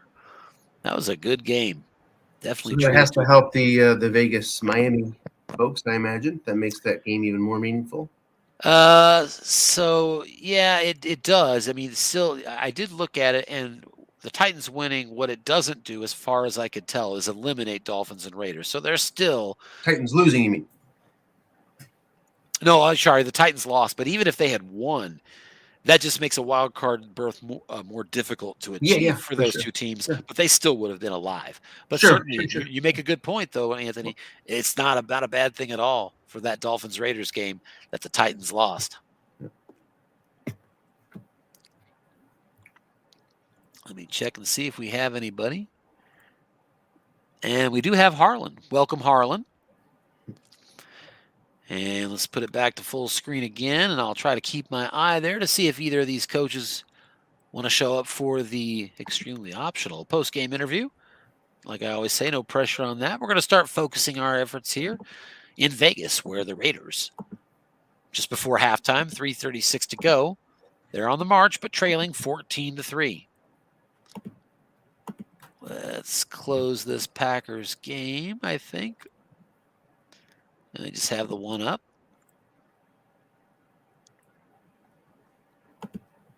And still full screen. That's what I like to see. And we've got a 3rd down and 1 here for the Raiders.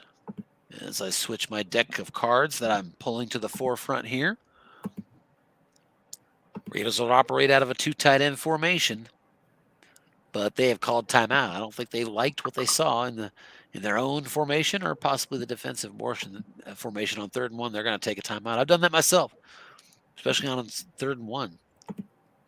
Take a quick look at injuries. There's nothing doing. So fully healthy for both of these teams. This is the second game of our doublecast this evening in the USFFL. Packers already won at home against the Titans, 31-28.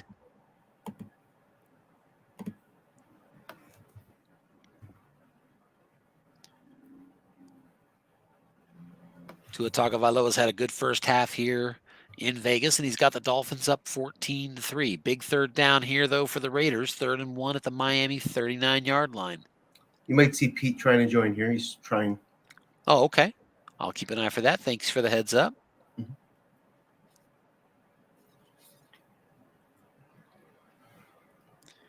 Here's a quick out. Foster Moreau into a run defense. Gets a result of receiver, and Moreau is unable to capitalize. He hits the 8 on his card, which is incomplete. If it makes you feel any better, that's going to be complete on most tight ends, even the great ones. Looks like we do see Pete, and there he is, Mr. Quagliarini. How are you doing, sir? Hey, guys. How you doing? Man, it is good to see you, man. Great game there in Green Bay today. What do you think? Yeah, I kind of needed this win, and he stopped me on that 4th down play on a Tannehill sneak. I had second thoughts. I got the best running back in the game, but yeah, it's hard to second guess. He has good run defense. Yeah, he had a couple good double team calls down the stretch that hurt as well too there. And I was commenting that you never know what the storyline is going to be. And certainly I think in this game, it's the 4th down conversions. You ended either 0 of 2 or 0 of 3, but the Packers were not just 5 for 5, but 3 of those 4th down attempts were inside their own 35-yard line. Talk about facing that. I know I've been in that position. People like to go for it against my team too. So talk about the feeling on that one.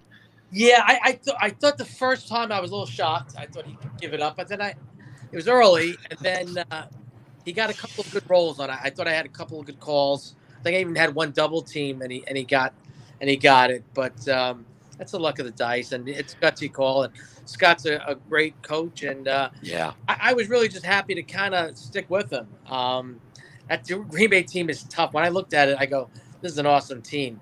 From the running back, wideouts, to obviously Rodgers. So they're a handful. Yeah, there's no doubt about that, and I think it's fair to say you didn't have the carded advantage in this game, but you have an offense that as I commented, is capable of coming back when you need it and staying with teams that are going to score on you. And I thought you did a good job of that in this game as well. I thought you did a good job of kind of managing the carries of Derrick Henry to make sure that if you need him late in the game, he was available for you. And not only was he available, he really came through for you in the end and gave you a chance to win this game, huh? He did. If that 4th down play goes a little differently, we may have a victory here, because he really stepped it up in the 4th quarter and then late quarter. He had a couple of long gains, and unfortunately I got like 30 yards and I think 30-something yards. So they weren't the big numbers we were looking for, but hey, we'll take them. Yeah, and sometimes plays come down to not just who gets the breaks, but when they happen. And I thought that a lot of the times that it was the critical moments of the game, those 4th downs, and not just those situations, but other situations too. Then the key moments, the dice betrayed you, and it can be tough to overcome that. So anytime somebody goes 5 for 5 on 4th down, that's tough to overcome in any contest. I would think. No need to dwell on that 4th down call. You had a 75% chance, roughly, right, with how it played out. And the dice just didn't come through for you. I mean, you'll take 75% every time you can get it, right? Yeah, I figured he might key on Henry, so I wanted to be a little deceptive. And like you said, I looked at the card, and 3/4 of the time I was going to probably make it, and they rolled an 8. So. Plus, you got that big. Just bringing you in here. Plus, you got that big long gain to A.J. Brown on that flat pass 0 min. It's too bad he only got you the 30-yard minimum on that long gain, but you followed that up the very next play, hitting that long gain to Derrick Henry. So that was pretty exciting right there at the end. Yeah, it was a fun game. Like I said, I just wanted to hang with them. We had a bad streak. I think we lost 5 in a row, and it wasn't even fun. I don't mind. I never mind losing as long as you have fun with it. But the 5 games I lost, I was never in them. I was just blown out immediately, and it's frustrating. But the last 3 games we played pretty well, and I was happy the way we came out against the Packers. I didn't think that it would be an easy game, obviously, and I didn't think my chances were good at winning it, especially in Green Bay. But we gave him a run, so that's all we can hope. Sure. Yeah, it was a great game. I certainly liked. I knew I wanted to broadcast this one, so even though it snuck in early into the gun, I'm like, oh, I'm going to get there. So I enjoyed that. Hey, before I let you go, just want to give you a little real-time situational feedback. So here we are. I've updated this. You guys can see that, right? It's a little tiny for me. All right, so you're one of three. You're right here, and you're one of 3 8-7 teams. So you've got Anthony at 8-6 with his Chargers, and then the Ravens, Titans, and Texans all at 8-7. I know that it hurt your playoff chances, but you're still very, very much in this game. And the reality is, now that you've lost this game, honestly, as I'm looking at this right now, I can tell you right now, I'll double check this later, Pete, but as far as I'm concerned, I know the Titans play the Texans in that final game. We do, yeah. And that's going to be, to me, that's a playoff game because unless I'm looking at this differently, winner's going to get to 9 wins. 9 wins should guarantee you a spot. Let me see. The Chargers could get to 10. The Ravens could get to, it will guarantee you a spot, right? Because if let's see, the Chargers could be there. The Ravens could get to 9-7. It depends on the tie breaks with the Ravens, and it does. But I can tell you that for the Titans, that's already been decided, and that's not good news. Thanks for catching that. Titans lost to the Ravens, so that's going to be a big one for you, Pete, to keep an eye on. Who do the Ravens have next week? And the Ravens, good call, Anthony. Thank you. Ravens are going to close with the Bengals, and they don't have a real good win-loss record this year, but they still strike me as a dangerous team, and Jeff Windlet's kind of proven himself over time as being kind of a dangerous coach. So I think that's definitely, a losable game. But, yeah, you definitely want to watch out for the Ravens. And who are we kidding? It wouldn't be too bad to root against the Chargers. I'm always in favor of that. Maybe they can lose a couple for you, and you can sneak in the playoffs that way. That sounds good. What do you think about that, Anthony? Well, don't also count out the chance of the Chargers losing to the Broncos. I mean, I'm down 24-14 right now. You're practicing too? Yeah, of course he has 2 punt return touchdowns, and I have a snap fumble. So but I'm losing. So. Yeah. Down the stretch here, I've been practicing at least 1 to 3 times against every opponent I've had. I can't resist that either, just to kind of get my mind in the right frame of mind for who I'm going to be facing. So I get it. So, hey, I don't want to keep any longer. I just wanted to give you a little bit of a look at that playoff chase. And sorry it didn't work out for you tonight, Pete, but I'm sure we'll be looking at who you've got on that schedule in that final game and angling like it is. I would tell you right now, I'm going to ask you a favor, Pete. I'm going to tell you straight up, I would love to broadcast that final game. I'm pretty sure that's going to be a big one. So, be sure to at whatever point you do decide and you guys figure out when you're playing that, get me in the loop right away because I want to be a part of that game. That's going to be a good one. I certainly wish you good luck in that game. All right. Thank you, guys. Happy New Year and good luck in the playoff run. And thanks for having me.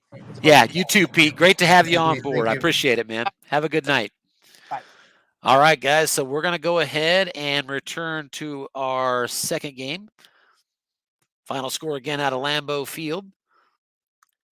Packers winning it 31-28 over Packers winning it 31-28 over the aforementioned Titans.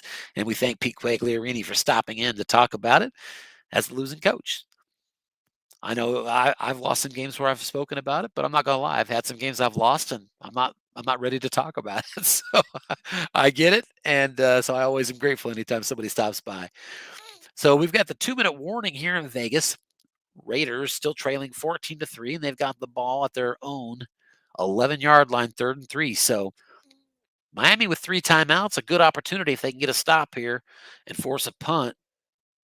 That makes this a real big play for the Raiders when you're already down 11 points and in danger on 3rd and 3 of punting right back to a 3 timeout loaded Miami Dolphin offense, punting from your 11-yard line. Especially considering Tua has been looking pretty good. Now 15 of 19 in this game for 120. 2 touchdowns. He does have the 1 pick.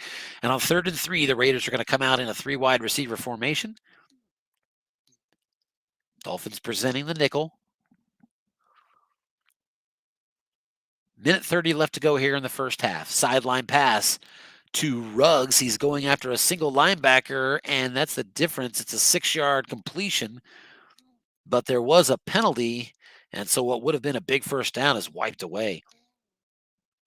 Raiders with a big penalty. That is a rare offensive pass interference. And I'm actually good to see that because I think I was wondering recently, has there ever been, I don't know that I remember seeing an offensive pass interference. And sure enough, there it is. I should know Strat better than to think they'd leave that out, right? So that's backing up the Raiders to an even more critical 3rd and 8 at their own 6-yard line.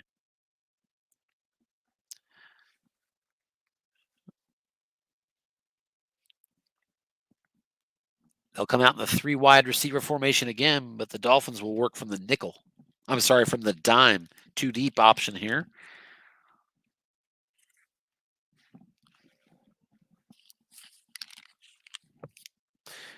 Here's a little short pass to Josh Jacobs, and it's intercepted. Intercepted by the Dolphins inside to the red zone, it looks like. Actually, there's no return and just on the fringe of the red zone, so a huge interception. First of the game for Derek Carr, and boy, it doesn't get much bigger. We were just talking about that prior game, how sometimes breaks are bad enough, but when they happen, it can be critical, and that's just a key time in this game. Just a minute 7 left, and you throw an interception from your own 6-yard line. So that escalates to a scoring opportunity that would have otherwise been far more challenging with just a minute left in this first half. But the Dolphins get to take over now at the 21-yard line of the Raiders. So Vegas has lost a fumble, and they have that Derek Carr interception. Tagovailoa of the Dolphins has also thrown a pick. And speaking of Tagovailoa, we have an announcement from head coach Tony Tilleria. Tagovailoa, despite being 15 of 19 in this game and having 2 touchdowns, has been removed. And Ryan Fitzpatrick has subbed in at quarterback. So Tony Tilleria makes the move right before halftime here. And I think I like it. I know he likes to switch out that quarterback at some point in this game. And what a better time to do it if you really believe Fitzpatrick is your better option. And with a minute 15 to go, you have a chance to go up 21-3. This might be the right time to do it. Here's an end run on the first play and out of bounds after just a 2-yard gain, Myles Gaskin. Stops the clock and sets up a 2nd and 8. Now into the red zone at the Vegas 19-yard line.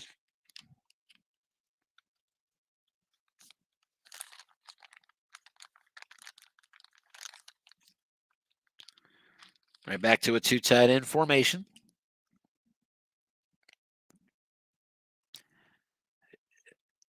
Dan Smythe and the ever-present Mike Gesicki are those tight ends.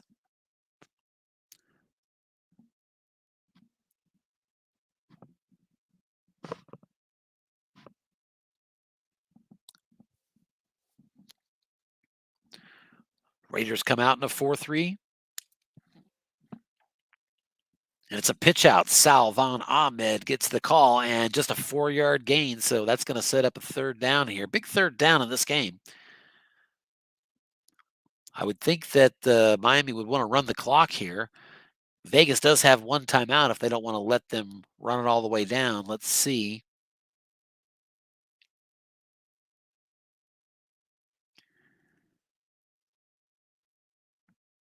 And 45 seconds left here, so it looks like Miami ran the hurry up. And they have a 3rd and 4 at the Vegas 15-yard line. Full screen, just making sure.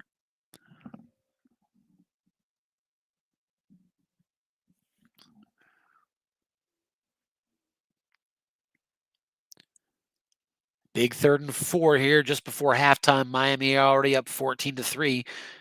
Ryan Fitzpatrick back to pass, and he's got a completion.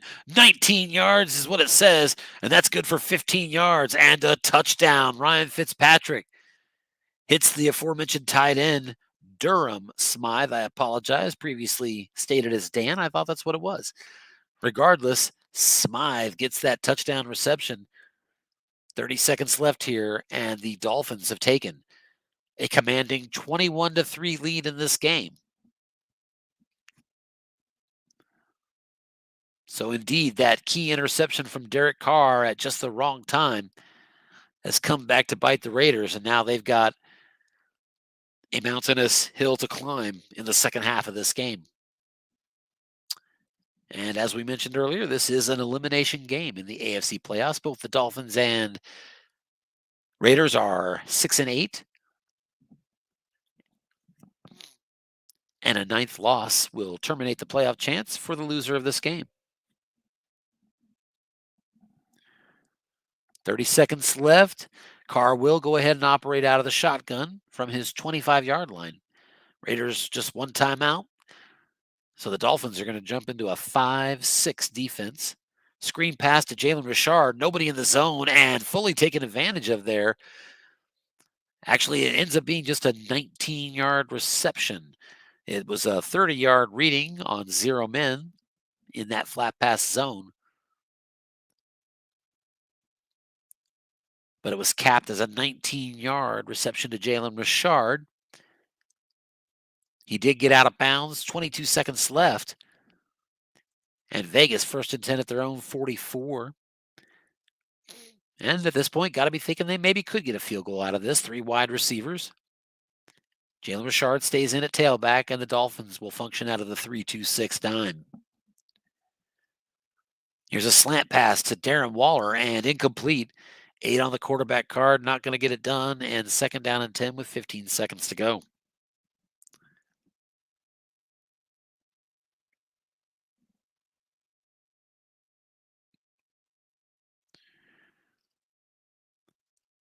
Raiders have fought down the stretch and won some games to stay in this race, including, correct me if I'm wrong, but one against both me and Anthony and his Chargers.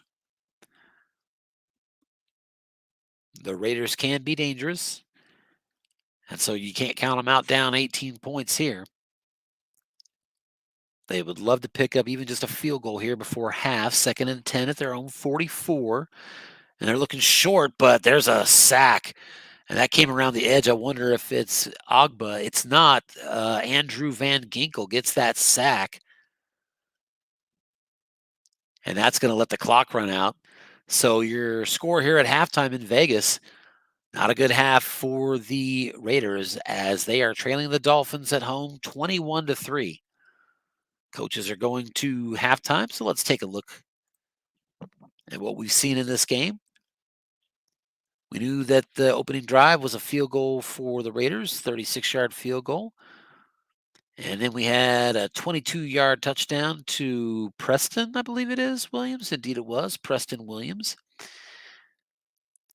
And Tagovailoa, then a touchdown to Shaheen, and then a touchdown from Fitzpatrick to Smize. So 3 touchdown passes, 2 by Tagovailoa, 1 by Fitzpatrick. Dolphins have nearly doubled up the Vegas yardage, 207 to 113. Vegas only 5 first downs in the first half of this game. So Vegas really struggling offensively. Derek Carr, 11 of 17 for 84 yards.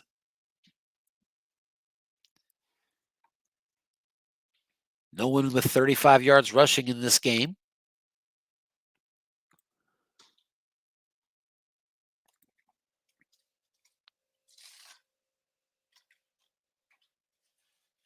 Yeah, the Raiders have not had more than 2 first downs on any of their possessions in this game. So bottom line, as we are exploring what the stats tell us from this game, Miami has moved the ball a lot better offensively than they have the Raiders. Miami has 1 less turnover.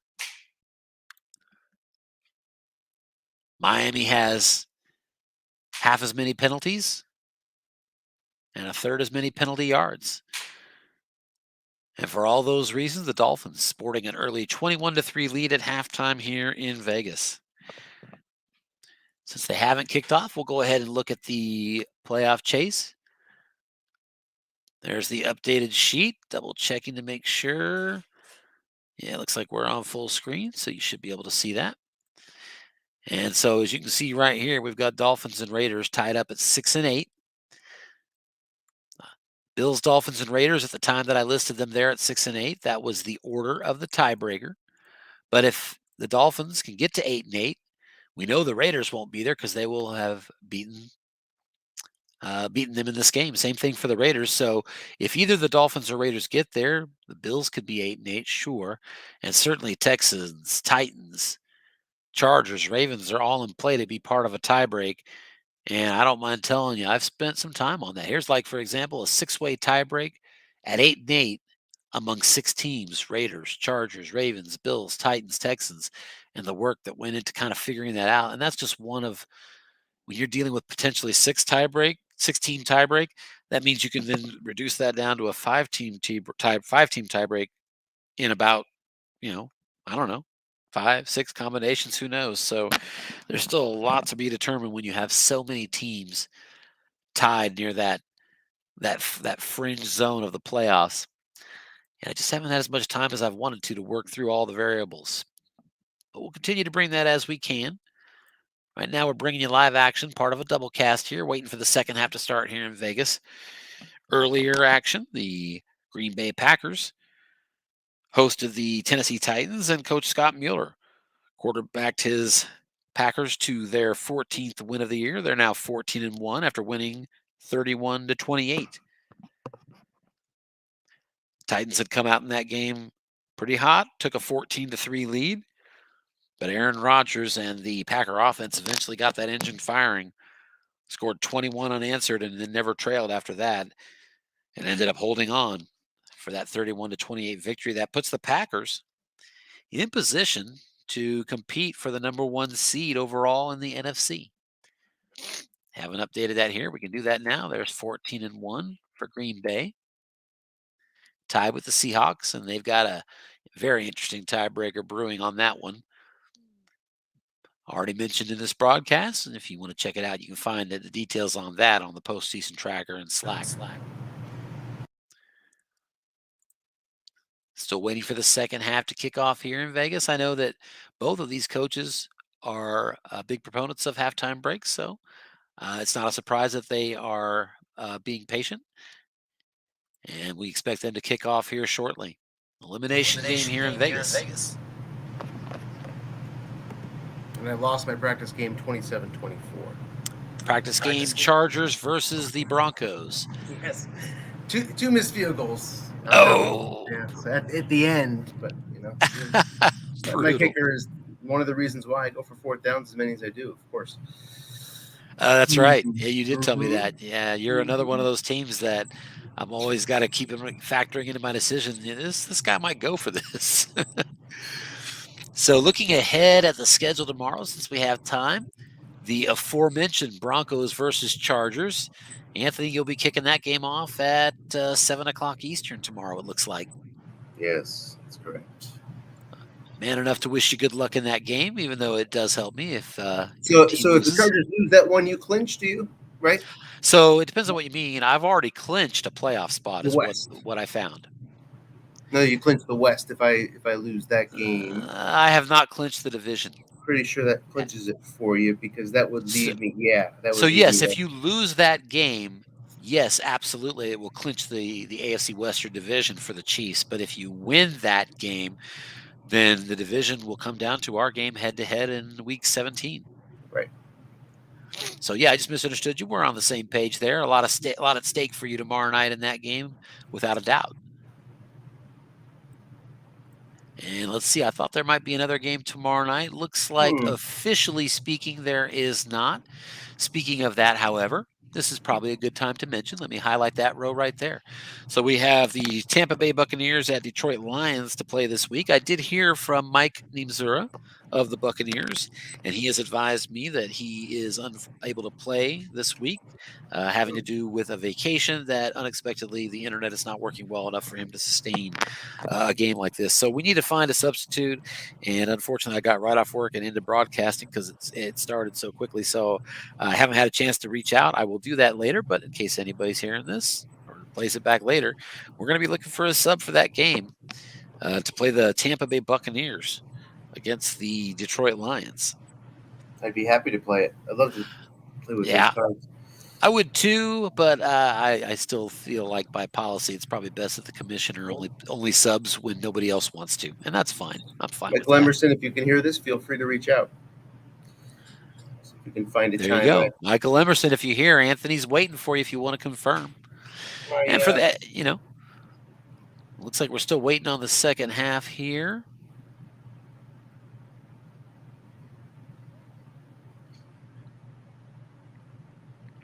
Raiders certainly have their hands full. Going to try and come back in this game. They've got the offense to do it, though, I think.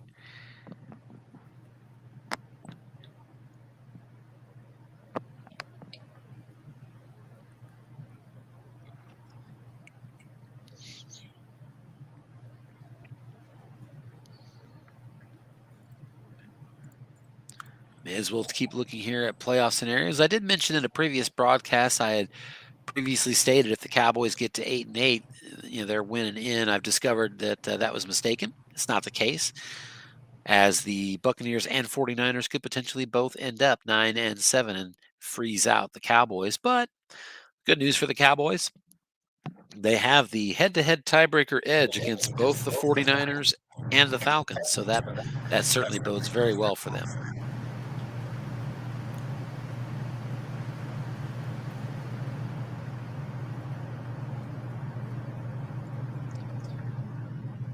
Giants won their division earlier this week with a big win over the Ravens. So that's 3 of 4 divisions decided there in the NFC. And 5 of the 7 playoff spots. Buccaneers, after that game with the Lions that were looking for a sub, they will close out Buccaneers-Falcons. And that's going to be very interesting depending on what happens in the Bucs game, in as much as whoever loses that game, it will help open potentially an opportunity for the Niners or the Cowboys. So it can be, if you're the Niners or Cowboys, it can sometimes be a blessing that those two teams play each other, guaranteeing that one will lose. But sometimes you can also get froze out of the playoffs because of the guarantee that one of them is also going to win. So you just kind of never know. But I think based on where the records are, if I'm the 49ers, for example, I don't mind the fact that the Bucs and Falcons play each other at all. Who does San Fran have this week? Well, San Fran this week, I know they close with Seattle. So before I look it up, I'll tell you whoever they're playing this week, it's probably pretty important knowing that they've got the Seahawks on the horizon. The answer to that question is the Cardinals, a 3-win team, but coming off a victory. So it's certainly a winnable game for the 49ers, and certainly advisable that they find a way to come out on top of that, because I'm sure they would acknowledge that a game against the Seahawks is going to be a challenging one. For sure.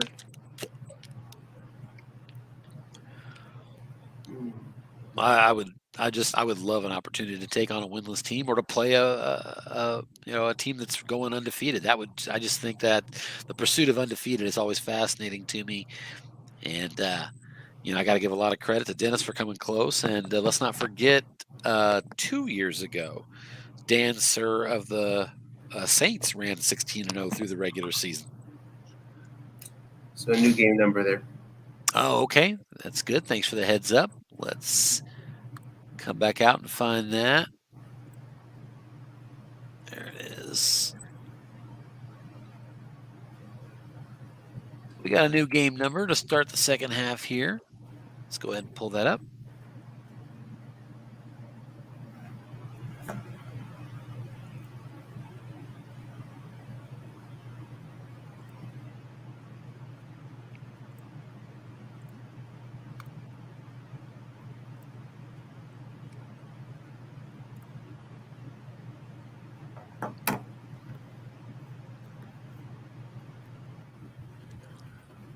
Looks like it connected. We'll just have to kind of see.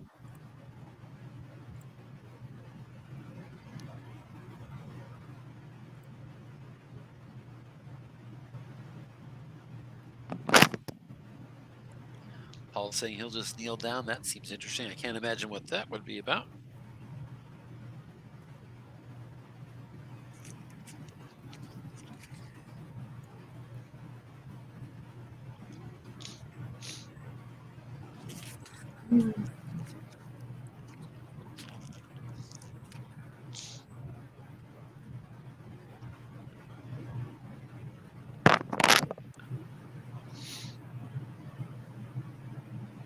Huh. And then we've got user dropped, it says, so maybe they're having issues. Let's see.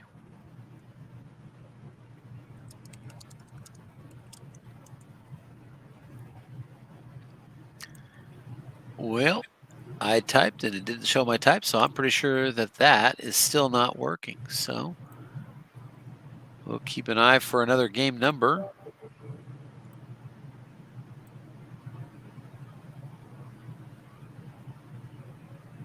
Thanks for, I see in the USFFL channel that you helped Pete get connected with us. I appreciate that, Anthony. Thank you. Sure.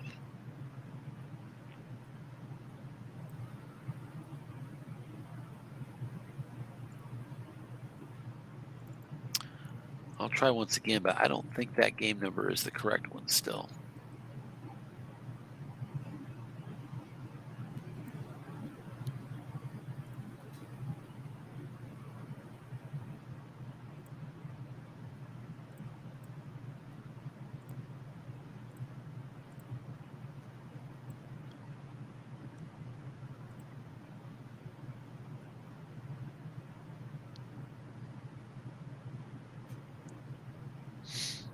Yeah, it's not letting me in. Doesn't look like. Anthony, if you're still there, do you mind reaching out to the coaches and asking them if they've got a new game number?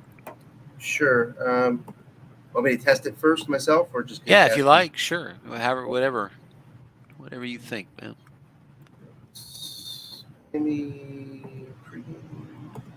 Because that game number that they list here, I connected to it part way, and I could see chat from Paul Conti, and then it said user dropped. So, and then I couldn't type in there. So I think that game number has to be invalid because I think they shut it down. The new one? Well, the most recent one I have is 62288.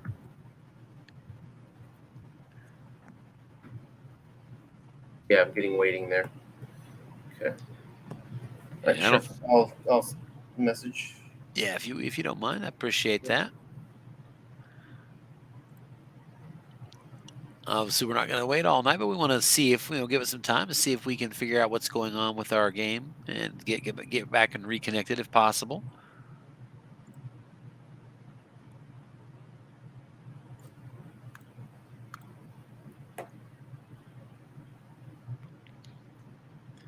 Big win for the Colts this week against the Steelers. Wow.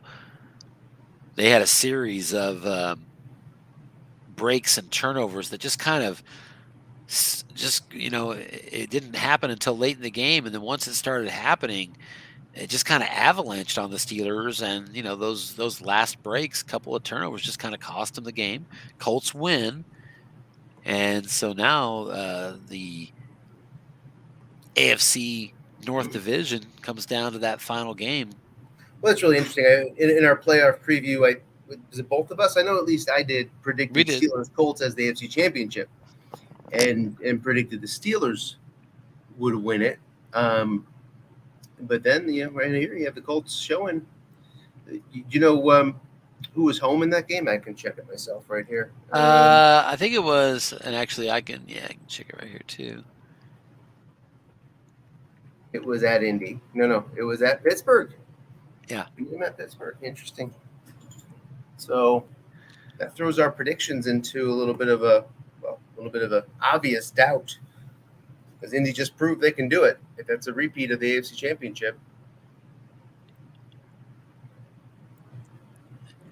And as long as you're mentioning that, let me know if you hear from those coaches. Well, that's not what I wanted to do. It's just the opposite.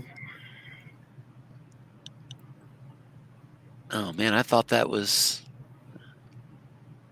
had that there. Oh, come on. That's not what you want either.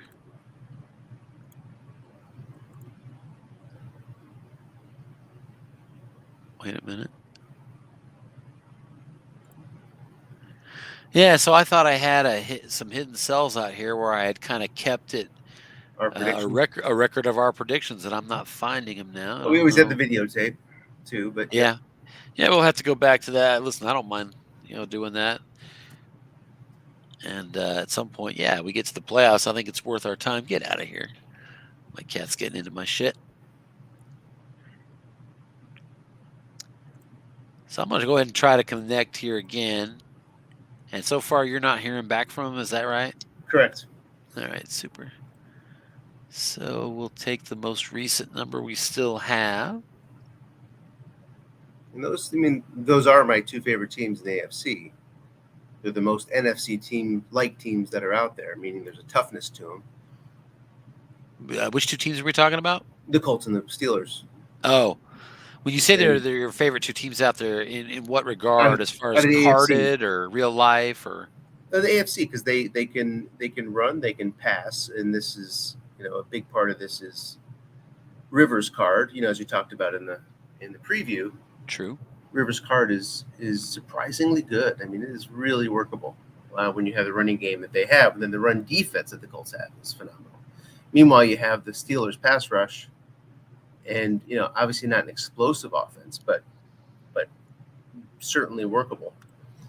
You get a few sacks. I mean, Steelers can beat anybody. Good receivers.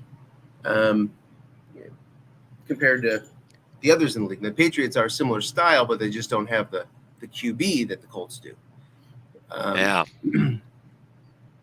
Also good defense, but just hamstrung by Newton. So that's a big hill to overcome. And, Dennis has overcome it 80% of the time this year. So, but up against the Colts and Steelers would be a more difficult challenge. I think he may have a win against one of them during the year. But as you lay those teams out, those two are the top of the AFC as far as I'm. You think those are the best two teams that we have to kind of stare up at? Yeah, I think our teams, as talked about in the preview, sort of those paper tigers. Pass happy, not much defense at all. He's basically hold on tight on defense, right, and hope something good happens. You have a little bit of pass rush, which depending on your matchups could help you out. But if the matchups aren't there, they're not 12 pass rushers on your line. Sure. So a 7 can shut down your pass rush if there's a good O-line, which gives you a better shot than, say, the Chargers, who don't even have that pass rush and don't have the special teams of the Chiefs. But even still, the Chiefs, Chargers, Raiders, all the rest are sort of all built very similarly and just don't have the toughness and the cards that the Steelers and the Colts do. Yeah, I think one of the real things about the Colts that I think, it seems obvious, but probably is undervalued is just kind of like the Eagles in their heyday. When you've got an offensive line that's featuring 5s and 6s, allowing you to kind of run with that confidence, that kind of a line is going to ferret out and fish out some run calls from defenses that you can capitalize on that you wouldn't otherwise see. And I think that's a big advantage when you have a bunch of hogs up front like that. Yep, he has a QB to do it. I mean, Rivers can win, guess wrong for sure. Yep, definitely. Well, so tell me, how many minutes ago did you reach out to them and we haven't heard a peep? 9:18 p.m. Eastern time. So that's like 6 minutes ago. Yes. Yeah, I'm going to give them about 2 or 3 more minutes here. I don't mind being patient, but of course, you always like to know that there's a payoff coming, and if it's I would think that if their game got canceled, that we would hear about it. If they were having trouble, I think we would hear about it. And most likely, they got back in and have failed to communicate the number. So we'll give it a little bit more just in case they see that on your side from that chat. But we'll probably move on with the night otherwise. So since we are looking at the possibility of closing this broadcast, we'll wrap up one more time just looking at the earlier game. It was the Packers at home beating the Titans to move to 14-1, and that's going to keep them in line to compete for that number 1 seed with the Seahawks with 1 game left. Titans fell to 8-7. They are still out of wild card position right now, but they play the Texans in the final week in a game that very likely probably going to be a win and in for whoever comes away with the victory in that one. And so I think at this point, Anthony, I think I'm ready to go ahead and wrap the broadcast. If we haven't heard from these guys yet, I think am I missing something? It doesn't look like it. So I haven't heard from him. If you're not hearing from him, I think we'll go ahead and close it. I tried the game number just changing a digit or two, maybe there's a typo, but that didn't get me in either. So okay. Well, that's okay. We'll just have to have them, pick up later and, kind of let us know how that turned out. So we'll wrap things up here in the USFFL for tonight. So we'll not exactly have a double cast. We didn't quite catch the end of that next game, but it did look like the Dolphins are on their way up at halftime on the Raiders, 21-3. And if that score holds up, the Raiders will be officially eliminated and the Dolphins will live for another day. And we'll just have to kind of see where that goes from here. Anthony, good luck on your game tomorrow night. Whether I'll be broadcasting or not, I'll certainly be watching. And we'll just kind of have to see how that goes. But with, a division clinch for me if you lose, I'm not your biggest fan. I understand. All right, buddy. Good luck tomorrow night. And thanks for stopping in as always. I really appreciate it, buddy. Sure thing. Yeah, Thanks, bye-bye.